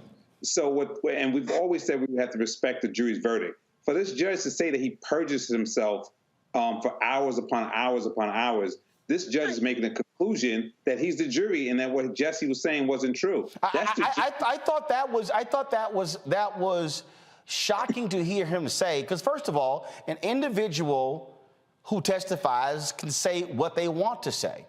And even if the jury finds them guilty, well, they find them guilty. But for him to say, you perjured yourself? Right. How can he make that conclusion? He doesn't know. He wasn't there. You know, I mean, if you don't believe him, that's fine. We leave it to the jury. And juries been wrong. The juries have been wrong in history. But we respect their verdict. But you don't get on the bench and say that you lied, you lied, you lied. Who are you? How do you know that? You know, so I thought that was highly inappropriate. And again, you know, he talked about you made $2 million a year as though he was angry about that. And it was just not focused on what it should be focused on, whether in fact he's a danger to the community, whether in fact probation is sufficient but not greater than. In the federal court, the judges always on the 3553A factors, the Booker case, said you must sentence or fashion a sentence that's sufficient but not greater than that's needed to meet the ends of justice. And 6 months or 5 months in jail for this gentleman that is clearly not a threat to the community. Probation could have done it. He had advocates speaking for him. It's just incarceration like slavery for no reason. Like Khalif Browder went to jail all that time waiting sentencing and ended up killing himself when he came out because he became suicidal. And he's just damaging this guy. And he could probably do public service announcements and do other things outside of jail that could serve us better than just locking him up in cages. Folks, you can weigh in on this. The phone number to call is 202-890-1199, 202-890-1199. Remember, those of you who are members of our Bring the Funk fan club, you get to actually call in. You support this show. And so we cross-check those names. And so if you're a member of our Bring the Funk fan club and you want to share your thoughts regarding the Jussie Smollett sentencing, call 202-890-1199. Greg Carr, when we unpack this, and look, there are African Americans who were pissed off with Jussie Smollett. There are African Americans who believe that Jussie Smollett was wrong. They believe that he did indeed commit a hoax. You heard there at the end where he proclaimed, "I am innocent." He made it. He did not back down from that. I think his defense team was shocked at his response, that his outburst. And he said, had his hands, Judge, I respect you, but even after this, going out of the courtroom, being led out of the courtroom by Cook County sheriffs, he made it perfectly clear that he was not backing off of his position, that he was innocent of this hoax. Of course, and I agree with you, Doc. Dr. Walker, was almost like Law and Order or maybe an episode of Empire. I think, and we were all doing the same thing. We were trying to read body language and faces, looking at the black bailiff over there, the brother over there in the corner. We wondering, is this what this judge does? Does Lynn go on like this, on and on and on? Looking at his defense attorneys, my man said, you representing him? He said, yeah, for now. And then the sister came up trying to get the thing set aside. I mean, at this point, if I were them, I'd probably be trying to ask for some protective custody because the Cook County Jail ain't the penitentiary. But at the same time, there's a lot of moving parts here. But at the end of the day, when he said what he said, it almost sounds like a setback is a setup for a comeback. In other words, are you trying to frame the narrative not only to steel yourself against what you might be facing for the next 5 months in Cook County Jail, but for whatever narrative you're going to try to pitch to Netflix after that's over? Because at the end of the day, as John Henry Clark, the historian, used to say, in some stories, it ain't no good guys. I'm certainly not caping for Jussie Smollett. His whole defense was he didn't do it. Now, do I believe he did it? Absolutely. Do I believe that that's defensible action? I do not. At the same time, though, when he went, quote unquote, off script, at least to everybody else, he was probably right on script for the only play he has decided he has, which is, if I'm going to tell this lie, I'm going to lie all the way to the end of the line. I mean, I think what we just saw was, in fact, I agree with you, Larry. It's like real-time theater. But I think he just said, hell, if I'm going to say I'm not guilty, I'm damn sure not going to switch it up now, especially after the man called me a liar from the bench and said my name is synonymous with lying. I'm like, yo. Yeah, that was I was very to be perfectly honest, Reese. I was very shocked by that reaction. We were in New York last week for the 95th birthday celebration of Harry Belafonte. Jussie Smollett was actually there. The interview that he did with us was the only interview that he did with any media. He has not spoken publicly since this trial started. Has not said much at any interviews at all. But even I sat here with my mouth open after that judge sentencing to see the reaction from him. You clearly saw his attorneys were trying to, first of all, set aside the sentence, trying to keep him out of jail. If we had that video and you roll it back, I mean, you can see his defense team scrambling. I mean, they were literally like, what the hell just happened? I think even they were shocked and stunned when he was sentenced. Yeah, they thought that was. Why. Oh, I'm sorry. Reese, then we'll go to Darnell. Reese, go ahead. I mean, I wasn't shocked. It was like I said, he was trying to get his OJ on. So that's what the whole soliloquy and performance was for. I actually am probably one of the few people that will say I think that Jussie is innocent. I think that there was a staged attack, but I don't think he was in on it. But that's an unpopular opinion, and I'll stand it, and I don't care. But my other opinion is also, who gives a fuck even if he was guilty? It's really not as big of a deal as people are making it out to see. I'm not one of those people that tries to say that when one black person does wrong, oh, that's going to reflect poorly on the whole race, yada, yada, yada. People that think poorly of black people think poorly of black people, whether Jussie Smollett lied or whether he was really attacked. So that really doesn't even matter to me. But to be honest, he would have gained so much more over the past 3 years if he would have just said, I did it. He could have said I was depressed. He could have said I was risking my job. I was desperate. He could have claimed a whole number of things where people would have been sympathetic to him. So he's actually lost more by maintaining his innocence. So that's why I'm more inclined to believe that he is a victim here.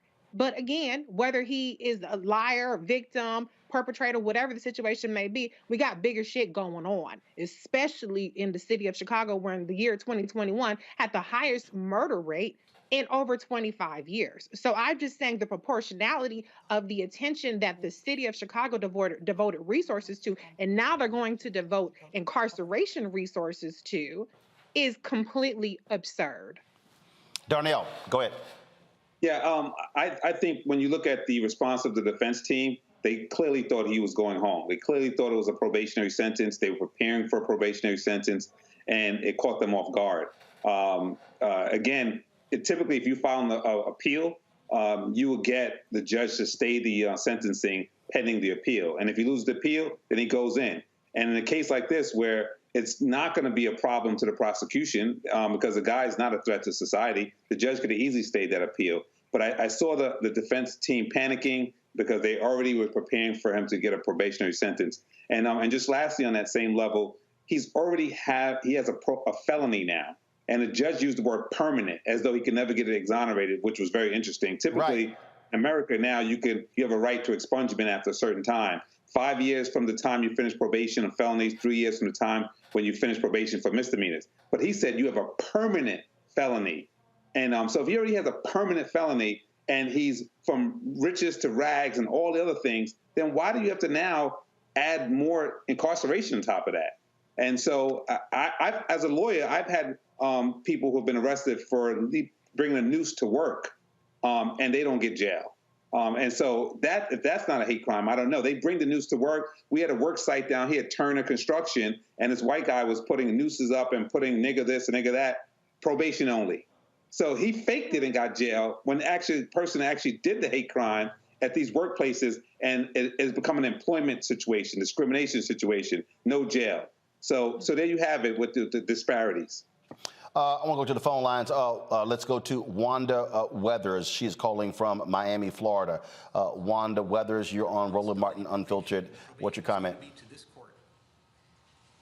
You're going to be allowed to travel wherever you want. Wanda, are you there?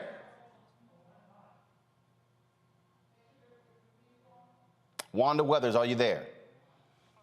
All right, folks, let me know when y'all get the phone call straight. Larry, it was interesting listening to that. It was sort of, I think, let me just go ahead and say it. I think it was also sort of bait and switch by the judge. Because he goes 30 months probation, he goes on and on, he goes through, you're gonna pay the amount. Oh, by the way, you're gonna begin the first 150 days of your probation in Cook County Jail. And I was like, that's where I think the defense also was shocked and stunned. Yeah, Roland, defense, everyone in the courtroom, everyone watching it, including us. You hear from everyone on this panel was completely shocked. I was shocked. And you say you're reading the body language. Listen to the judge go on and on and on. And like I said, it feels like a docudrama or something. It didn't even feel like real life.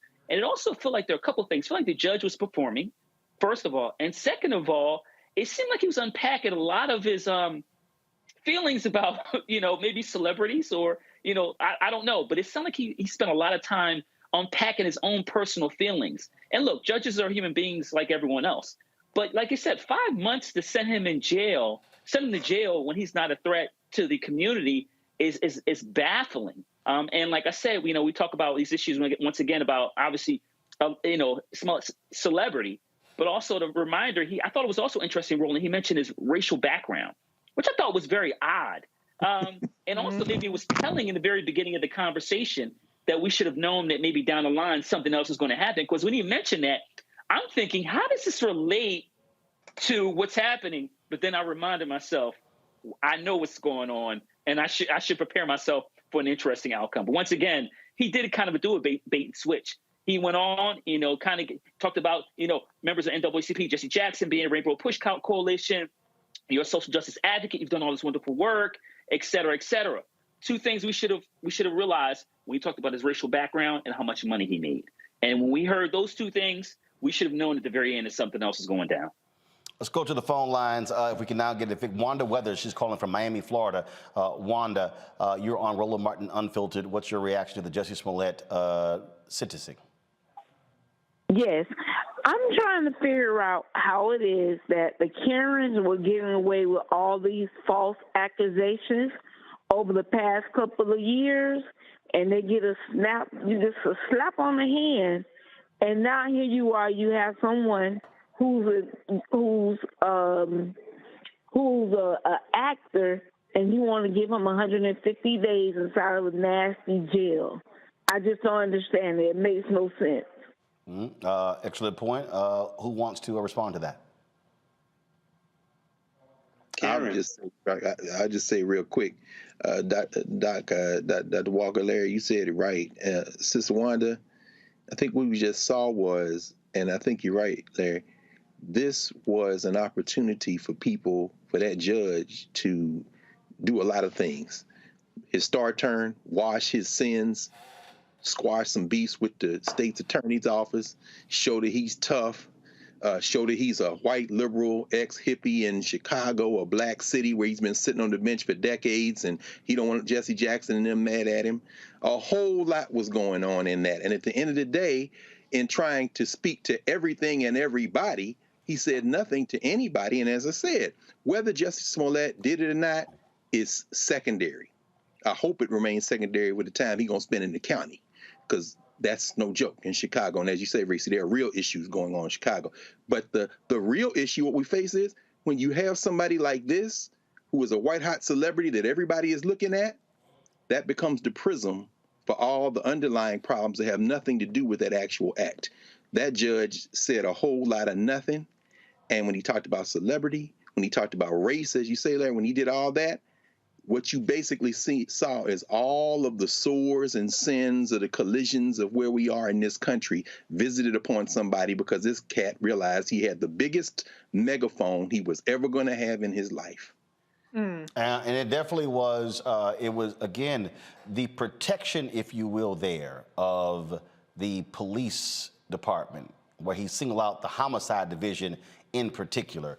Thought that was interesting. Let's actually go to... Doesn't solve crimes. Yeah, let's go to Tracy Logan. She's calling from Chicago. Tracy Logan, you're on Roland Martin Unfiltered. Hey, Roland. Good to see everybody. Thanks for the panel. And let me just say, Reese, I love you. Don't change your cursing for nothing because we're alike, so loving that. Just kind of wanted to tell you guys, Chicago, look, politics, the law, everything is not how it seems. So I would say that we have a very different feeling about Jussie here. A lot of people didn't think he was innocent. A lot of people thought that it was a hoax. A lot of Black people were upset that, he did this. So I know you guys all have a lot of good comments. And no, I don't think most people thought that he would get 150 days in lockup, because I don't think anybody thought that that was necessary. Maybe, a slap on the wrist, probation, maybe a week, because he does not want to be locked up in Cook County for no reason. Just like Dr. Carver said, you don't want to be there. So I just wanted to kind of let you guys know the feeling in Chicago is just a little bit different, because here on the ground, when that all happened, it was bad enough what was going on in the country with Trump and all that stuff. We just didn't need that happening in Chicago at the time. We got the crime, we got the police and shooting Black people. So we just did not need that. And with him, and it did seem like a whole acting thing. Look, he bought stuff. The rope was white. Ain't no white people going to get you a brand new rope to do nothing to Black people. So people just did not believe him. And I feel sorry for him, because he probably generally is a decent person, but he just made bad decisions. And unfortunately, I don't kind of want to curse, but you can't F around with people in Chicago and judges and police and stuff. You just can't come here and do that. So I'm kind of like Reese. He should have just, claimed it and said, okay, I did this. Let me do the right thing and plead guilty. But here we are. So I feel bad for him. So, and I wanted to ask the lawyers of the group, is there any way that you can complain about the judge in some of these states? Like, who can you complain about the judge about? Because I really did think that rant he went on was too much. Darnell? Yeah, so judges just like lawyers are subject to the grievance panel. So if there's any complaints that somebody wants to make against the judge, they'll make it to the Chicago Bar Association and to the grievance committee. And the judges have to be, here in Connecticut, are reappointed every 8 years. And if there's any complaints that are pending at reappointment, they won't get reappointed. So that's a simple process. Let's go to Jesse Gonzalez, also in Chicago. Jesse Gonzalez, you're on Roland Martin Unfiltered. Your thoughts regarding the Jussie Smollett sentencing? Yes, sir. I'm here. I just want to quote a beautiful judge, quote unquote, start. You put the noose around your own neck. We, the people of Chicago, are overwhelmingly grateful for how this honorable judge articulated in putting that clown where he belongs. Goodbye. All right. So, let's go to, I'm sorry, someone's going to respond to that? I would say, make sure that's not you in the dock next time, brother. Listen, Roland. Larry, go ahead. Yeah, listen, we just had some federal legislation signed regarding lynching in America, right? So I want to connect that comment to some recent, the President Biden is going to sign, right? So listen, this idea about using anything phrasing or imagery regarding lynching or ropes in America, you should keep comments like that to yourself. Thank you. Bridget Hill from Nashville, Tennessee. Bridget, you're on Roland Martin Unfiltered. What's your... Hey, Roland. Hey, how you doing? How you doing? I love this show. I am a member, and I love you, Reese. You are my powerful woman, okay? I love you guys, too, but she is so wonderful. But what I do want to say is, people don't understand. It's not when it comes to us Black people, it's not what's right or wrong. It's what we can prove. Period. It's what we can prove. They can tell any kind of lie they want to. They can write it down. They can make it up. But because it comes from the police or comes from somebody that's supposed to be in power, they don't even respect us. So the lady that just came on and said what she said, that was so disrespectful because you wasn't there and you don't know what happened. I don't think he did it. I think that judge is an old racist coon, and this is actually one of these modern day lynchings. That's how I feel. Okay. I just think it's awful that, they did him like that. But like that other lady said, what about the other people that, these Karens that's out here lying on us and our Black people? nothing gets done. So, you know, we got to let them know who we are. We are human beings, and I stand up for him. Thank you so much. Okay, I appreciate you giving us a call. Thank you so very much. You know, it is going to be very interesting to watch others' reaction to this. Remember, then Mayor Rahm Emanuel, I mean, him, the superintendent, I mean, they went off. I mean, they were indignant. The anger. Frankly, I thought it was a joke, if you will, to see Rahm Emanuel so indignant when he protected that videotape for a year in the Laquan McDonald death there. Exactly. And that, you know, so again, it was watching all of that play out too. And again, this was an indication. They clearly did not say, "Fine, Kim Foxx, you do your job." It was kind of like, "Oh, hell no." I mean, we are going to make an example out of Jussie Smollett. That's why it continued. The reality is this case had been adjudicated. Charges had been dropped. They had come to an agreement, but they were like, "Oh, hell no. We want more. We want more. He is going to pay." And they got exactly what they wanted today. Reese, go ahead. Jerome, I'm reminded. Darnell, then Reese, go ahead. Before I went to law school, my mother made me read this book called Black Rose, White Justice by Bruce Wright, who's a black judge out of New York. Yeah, great book. And, yeah, exactly. He used to have a saying, they call him "set him loose, Bruce."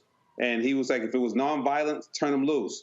And they accused him of jury nullifications, because even after a guilty verdict, if it was nonviolent, he would set him loose. And in this particular case, we're not saying today whether Jussie was right or wrong. We're saying he was found guilty. We got that part. Now the question is, what type of sentence do you do for this type of gentleman? Never been in trouble before, never had a record before, not a threat to society. And to put him in chains in Cook County, I can't possibly see that fitting all the remarks that the judge was trying to make with the mitigations, with the support. And at the end, like everybody in the panel said, it was like he was almost letting them walk. And then he said, "Oh, by the way, just put this nigger on here for 150 days. I thought he was going to do maybe 30 days, but 150 days? You know, that just, you know, that doesn't comport. And again, it's black robes, white justice all day long. To the control room, if y'all could, if you could pull up our Facebook page. So a couple of things are happening right now. We're live on Roland Martin Unfiltered. I know we're going over our 8 o'clock time. We also have a live stream up on the Black Star Network app of a camera that is outside of the courtroom, waiting to hear if Jussie's family or even the prosecutors or others are going to speak there. And so we're going to go live to that if they do approach the microphone there. I do want to show, though, before I go to Reese, I want to show again for the folks what happened after the judge sentenced Jussie Smollett to 30 months in probation, but then said 150 days first in the Cook County Jail. This was Jussie's reaction. I am not suicidal.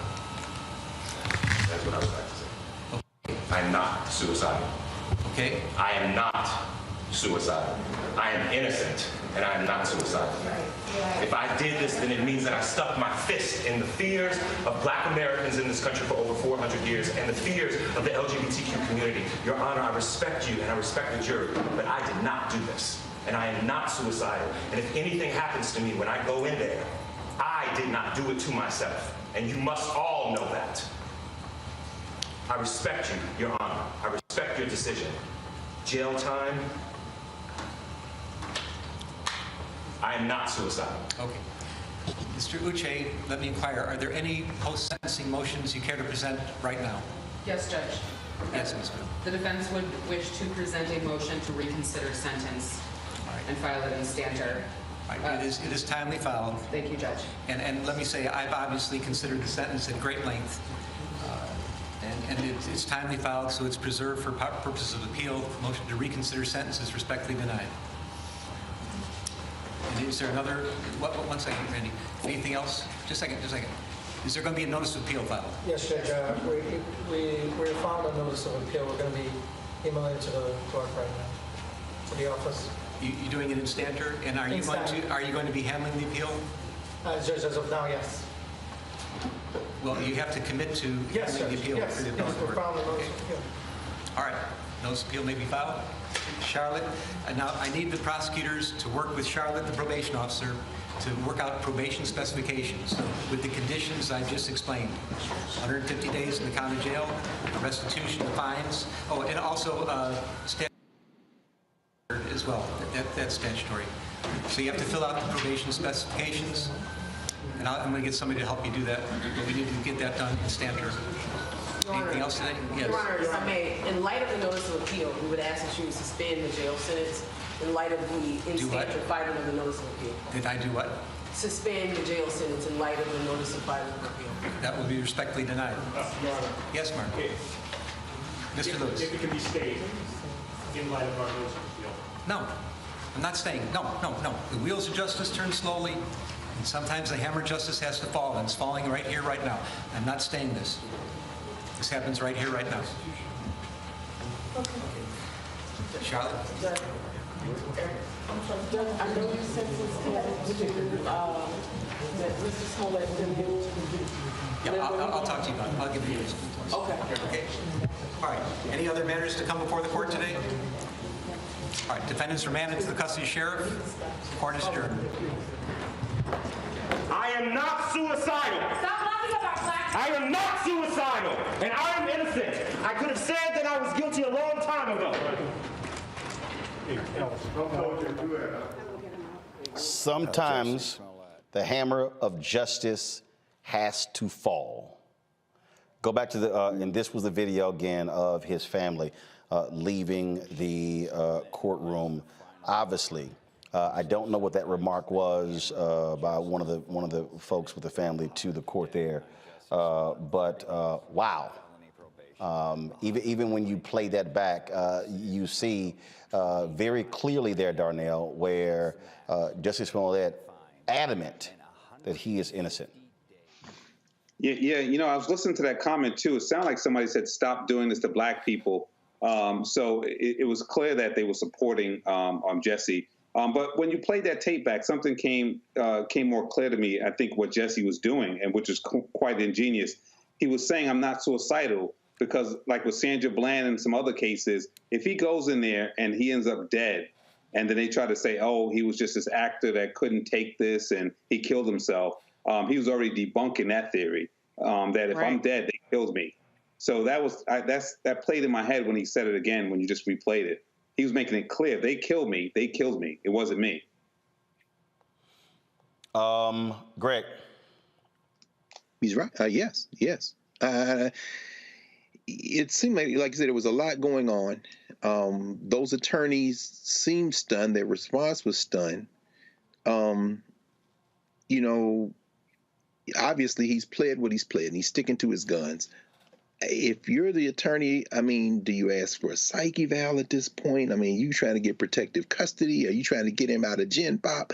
I mean, the reality is that this judge has done what he did. And I love the fact that in his star turn, he realized he had a mixed metaphor there. First of all, the wheels are turning and then the hammer fell. I'm like, is this a hammer on the wheel? I mean, but anyway, the point is that at that point, you need to be fighting for your client, because I agree with you, Kelsey. I mean, this cat got to go in there. And I mean, when you mix celebrity with a crime that has a sexual innuendo in it. I mean, this is a guy who, I mean, I don't know that I would be so much worried about the jailers, although Cook County is known as a book called Cook County that talks about the notorious history of Cook County Jail. But I'd also be worried about those inmates. I mean, to the point that Reese made a minute ago, I mean, that fist in the air, sure, the politics, but man, while we at home tonight, this cat is in Cook County Jail, and it ain't like any of us. Well, maybe not you, Ron, because you are a celebrity, but he is a celebrity and a young guy. I think it's just a lot for him to be concerned about. And as far as his lawyers are concerned, I don't know. I mean, and again, I'm not going to, obviously a curbstone opinion is worth what you paid for it, but I don't know, man. I just feel like his attorneys need to be regrouping now, trying to fight for this guy in the real world rather than trying to win some larger argument in society. Folks, if you are just tuning in, it was a little more than an hour ago actually less than an hour ago, when a Chicago judge sentenced Jussie Smollett to 30 months probation for a class 4 low-level felony. But then he said he must spend the first 150 days of his probation in Cook County Jail. And that was immediately. He was walked out of court by the Sheriff's Department, directed to Cook County Jail. I'm quite sure they're going to be soon posting his jail photo in the orange suit, if you will. He was not walked out in handcuffs. You see there, he was holding his overcoat, thrust his fist in the air, proclaiming his innocence. And what we're doing now, we are waiting to see if the family or the prosecutors, if they are going to be speaking outside of the courtroom. This is a live look right now, right there in Chicago. We are carrying this live stream separately on the Black Star Network. So we have, we've got 3 streams going right now. So right now we have, of course, have our show being live, this live look outside the courtroom, and of course we're live streaming the Black Women's Roundtable conference as we speak. So that's one of the reasons why when we asked y'all to support the Black Star Network, we ain't just doing one thing. All of these streams are literally happening as we speak. And so, so much we've been unpacking here. Again, folks in the control room, please let me know. I would love to know the responses that we're seeing from folks out there in social media world, especially individuals who are friends of Jussie, who are supportive of him, want to get their thoughts and perspectives on what's happening here as well. This is. This has been, to the point you made, Reese, look, this has been more than 3 years. I mean, this didn't happen last week. This has been going on and on and on. And folks thought it was over, but it is not. He obviously has a team. They're going to be appealing this. But as of right now, Jussie Smollett is sitting in Cook County Jail being processed. Yeah, it's the whole pretext behind pursuing this beyond what was already adjudicated was that some heinous harm had been done to hate crimes victims, and there's absolutely zero proof of that. This is all about deflecting away from the corruption of the Chicago PD, the $500 million in claims that they've paid out, the high murder rate, which doesn't get solved, by the way, I know that as a Chicago resident, and the many other issues. And so if you can get everybody over here looking at Jussie, like Jussie is the worst thing that happened to the city of Chicago, give me a break. It's disgusting what's happening to him. I don't have an issue with people who said that he should pay restitution or he should get probation. I don't have an issue with people who believe he's guilty. But I don't understand how anybody can believe that doing time behind bars for disorderly conduct, that's the charge. Disorderly conduct, okay? Now, I know that there are people who have gotten the death sentence, been executed, been modern-day lynched Black people because their music was too loud or for whatever other trumped-up reason. But the charge here is disorderly conduct. It's since when do people go to jail for 150 days for disorderly conduct? This is not an easy prison sentence. So I think people are really missing that part about how, and Dr. Carr has really, tried to drive it home, how harsh the sentence is just physically being incarcerated for up to 150 days. That's no small thing to sneeze at. And the judge thought, I have, like I think Dr. Carr said it earlier, or maybe it was Dr. Larry, he has the biggest megaphone that he's going to have. The spotlight is on him. So he wants to really prove his point and really knock this let's actually go live right now. It looks like Jussie's family, they were just walking past the cameras there and did not stop at all. We was the feed. So just a few moments ago, Jussie Smollett's family walked past all of the cameras that are assembled there, did not stop to speak to the reporters who are assembled there. I have reached out to a couple of his family members to get to offer them opportunity to come on the show to speak. But again, just a few moments ago, as we were talking, the family walked by and are not making any comment to all of the microphones assembled there. We'll see if they're going to a holding room, if they'll come back. We're going to be on the air for about another 5 minutes. But remember, this stream that we have up will continue to be up. So even if we sign off, you'll still be able to see what takes place there in the Cook County Courthouse. Rishi, go ahead and finish your comment. Yeah, the last thing I would say is, as it's been mentioned before, you know, when we talk about county jails, we have to think about Sandra Bland, who didn't even last a weekend and in county jail. So any notion that 150 days is a lenient sentence or even an appropriate sentence is just really cruel and just doesn't mesh with reality. This is a disorderly conduct conviction. That's it. Larry?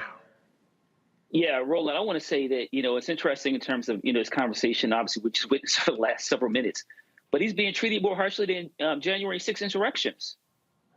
What does that say about our society in terms of, you know, we heard the metaphor by the judge of you know, the wheels of justice. So it's, you know, in terms of Black America, you know, we used to wheeling the wheel and the hammer falling on us, right?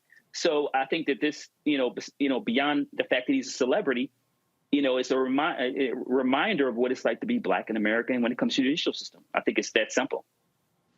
Greg? Yeah, I agree. I mean, again, this is the reason the Black Star Network is here, right, Ron? And why you've made it accessible to everyone, regardless of ability to pay, and why people are doing and digging deep to make sure that we support this. This is not going to be the conversation in any of the white-facing media.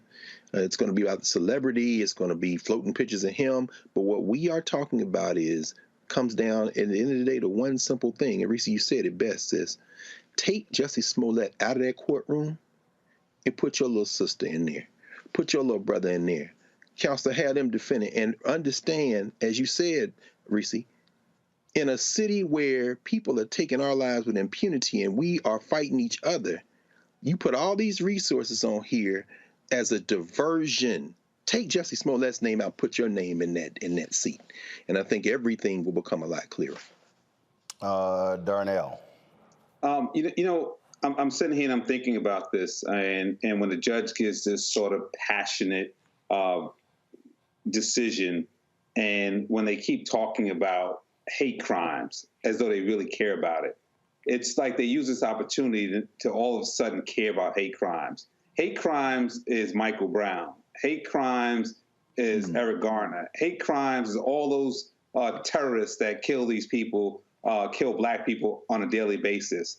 And now when, again, they have the opportunity to use Jussie Smollett as an example, all of a sudden we care so much about hate crimes. And I'm not dismissing the fact that it's important, but don't kind of overplay this thing like that was your whole life mission, and now you really have to hammer down because you went to sleep last night thinking, oh, I want to bring the January 6th people to justice. I want to stop crime. You don't care. So don't use it like you care.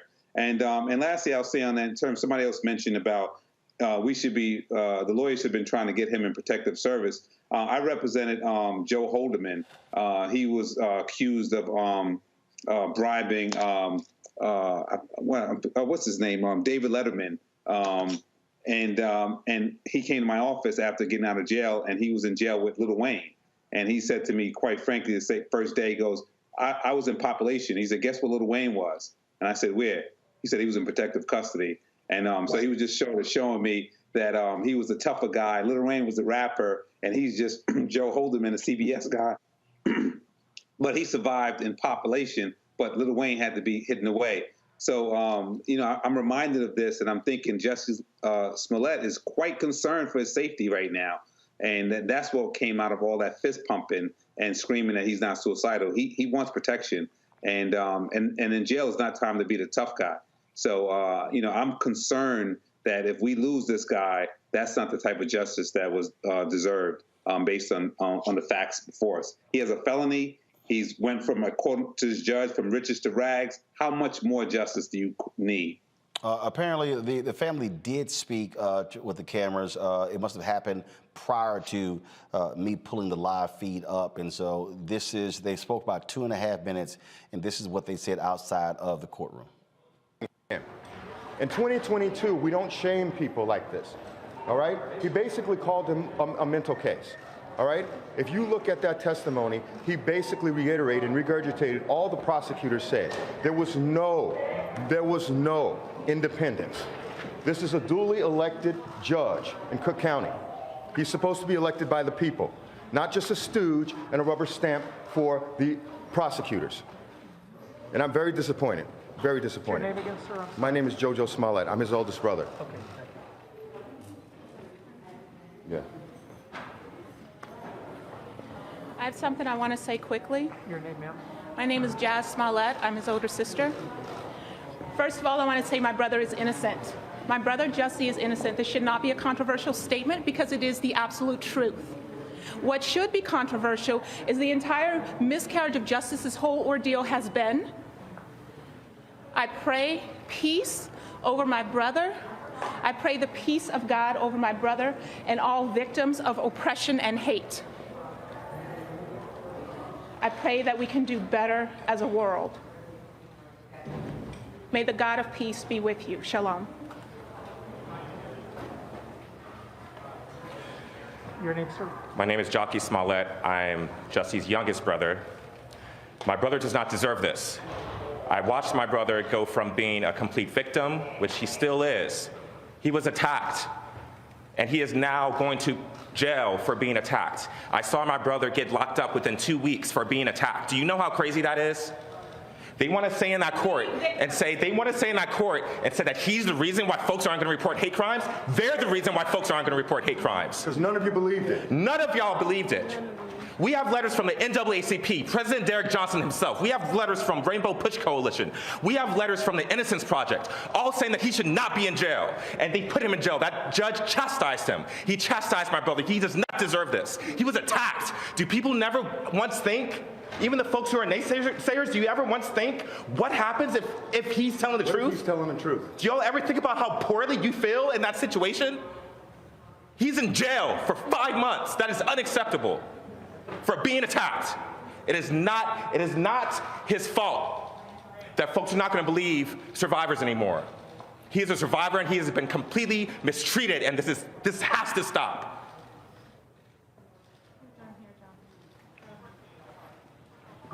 Please do your investigative journalism work. That was the family of Jussie Smollett speaking to reporters there in Chicago. We extended our coverage for about 30 some odd minutes. We still, again, folks, we're going to end it here. If you want to see, if there be any speakers from the prosecution team, simply go to the Black Star Network app. You will see the live feed that we have up, courtesy of the Associated Press. And so we have that, and looks like there was a point there where the attorneys were going to, prosecutors were going to address. This might be from earlier, not quite sure. Let me do this here. Let me switch feeds here. Let me see if we can go ahead and switch feeds here. No, it actually was from earlier, where the special prosecutors talked. So what we'll do is we'll actually have all of that stuff, folks, tomorrow right here on Roland Martin Unfiltered. We'll, of course, have more reaction. I have reached out to the family. Actually, we do have the feed up. My apologies. Let me do this here. Let's see if I can go to this particular feed. Folks, take it, please. Nature of that criminal misconduct of lying to police, that the collateral consequences of what Mr. Smollett did was to harm other gays and blacks because his conduct denigrated hate crimes. His conduct will discourage others who are the victims of hate crimes from coming forward and reporting those crimes to law enforcement and pursuing them. That was our position as to why this was a very underlying, serious criminal course of misconduct which had significant collateral consequences. The court today, with his sentence, by imposing a significant jail sentence, by imposing the maximum amount of restitution, by imposing the maximum fine, and by imposing the maximum amount of probation, this judge clearly, in his comments, made it clear that he clearly has understood from the evidence we presented at trial that this was a course of conduct that deserved severe punishment based on the conviction that was obtained from the jury. Questions? What did you think about his outburst? Well, I wasn't quite sure. I'm not going to interpret the outburst. I'm not going to interpret it. I don't know exactly what he was referring to, and I'm not going to interpret it. Are you surprised he's sticking to the story? Well, I've made the point during my argument to the judge that I thought one of the critical factors that the court should consider in determining how serious the underlying criminal conduct was and whether it warranted jail time was an argument I made that this defendant, Jussie Smollett, has never shown to the city of Chicago an ounce of contrition. He's never once stood up to say, I'm sorry. He's never once stood up to accept responsibility for his criminal conduct. He has simply denied it, denied it, and denied it. So again, today, after he's now been convicted by a jury of 5 felony counts, after he heard a judge today excoriate his conduct as being reprehensible conduct, he still stood up in the courtroom and insisted that he's not going to ever admit or accept any responsibility for what he did to the Chicago Police Department or his violation of responsibility to other gays and African Americans because it's made it hard for people to report hate crimes because of his conduct. His office sounds like they're definitely going to appeal. Will you, your office, be working on that as well? Yes, the Special Prosecutor's Office is going to continue to handle the appeal. We're going to see this all the way to the end, and the answer is yes.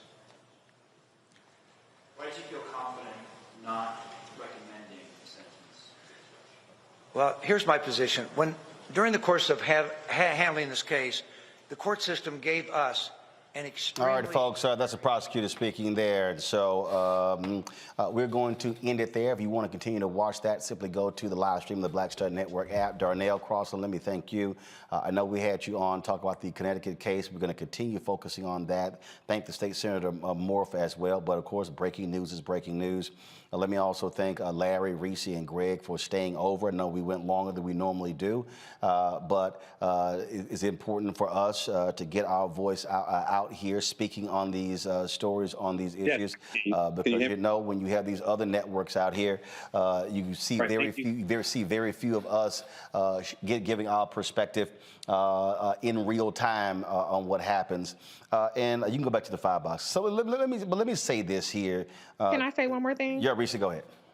I just want to say, in the city that had the highest murder rate in 25 years, the 2 brothers that everybody agrees on violently attacked Jussie, and they found guns and drugs in their house are free, and the person who reported the crime is behind bars for the next 5 months.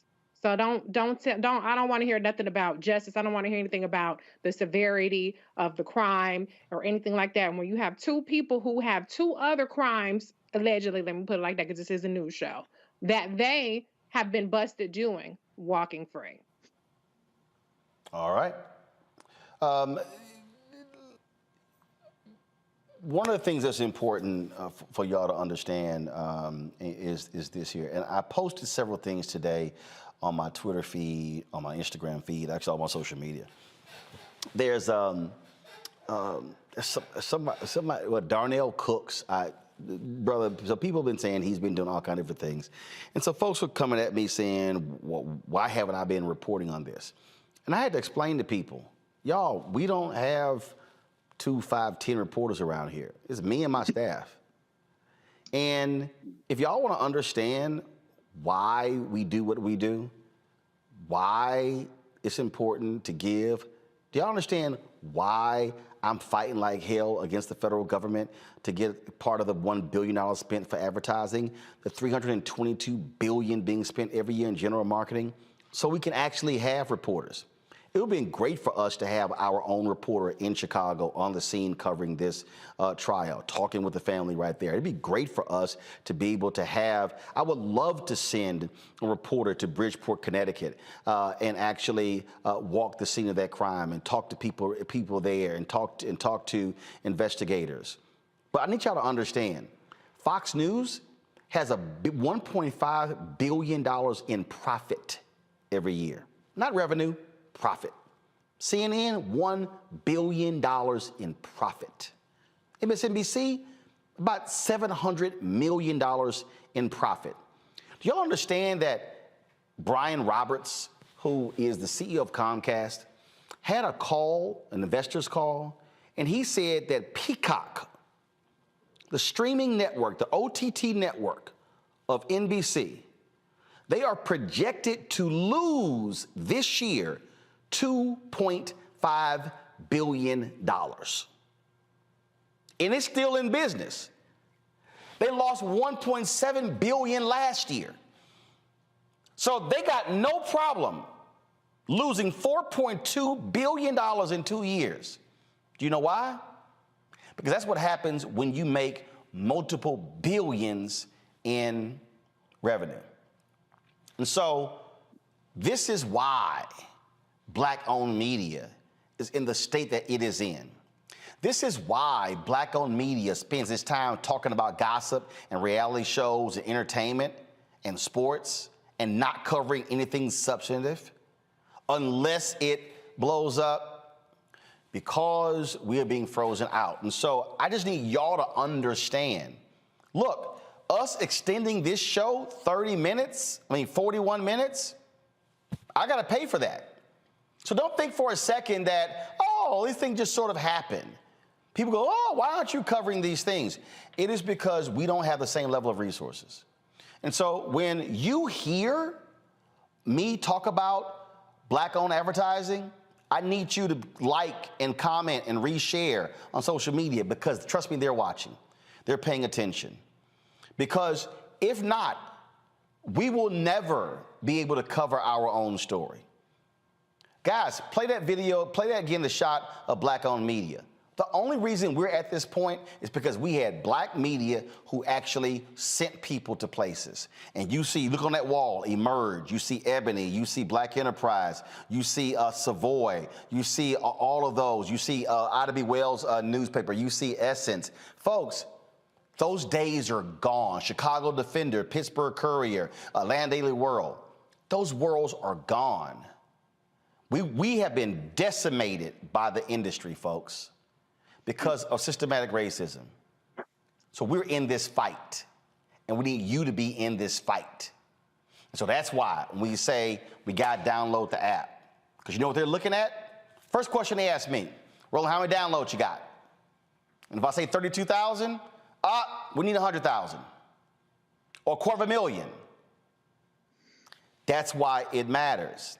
And so we want you to download the Black Star Network app. When we ask you to give, it's because we're not getting the resources, okay? That's how you download the app.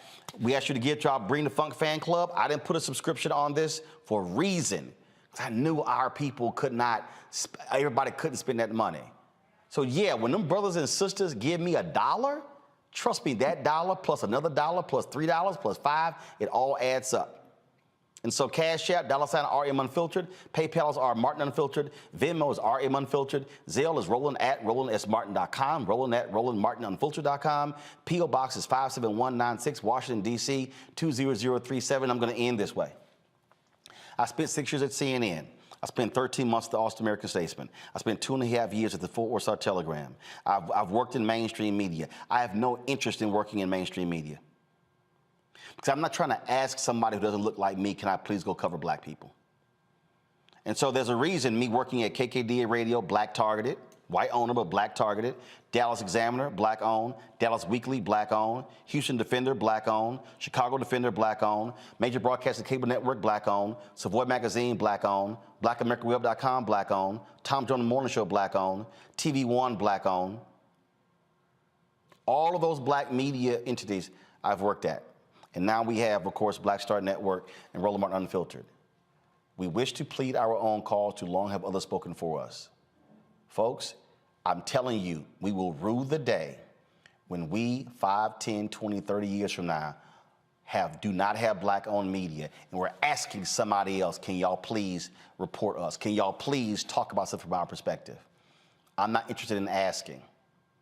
I'm interested in us owning. So that's why we need your support. Darnell, Greg, Reese, Larry, I appreciate it. Thank you so very much. I appreciate all of you for watching as well. You know how to support us. We give y'all a shout out. And again, when y'all give to us on YouTube, don't give there. I appreciate YouTube.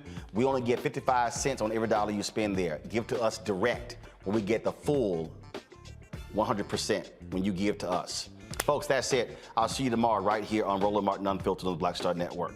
Halt!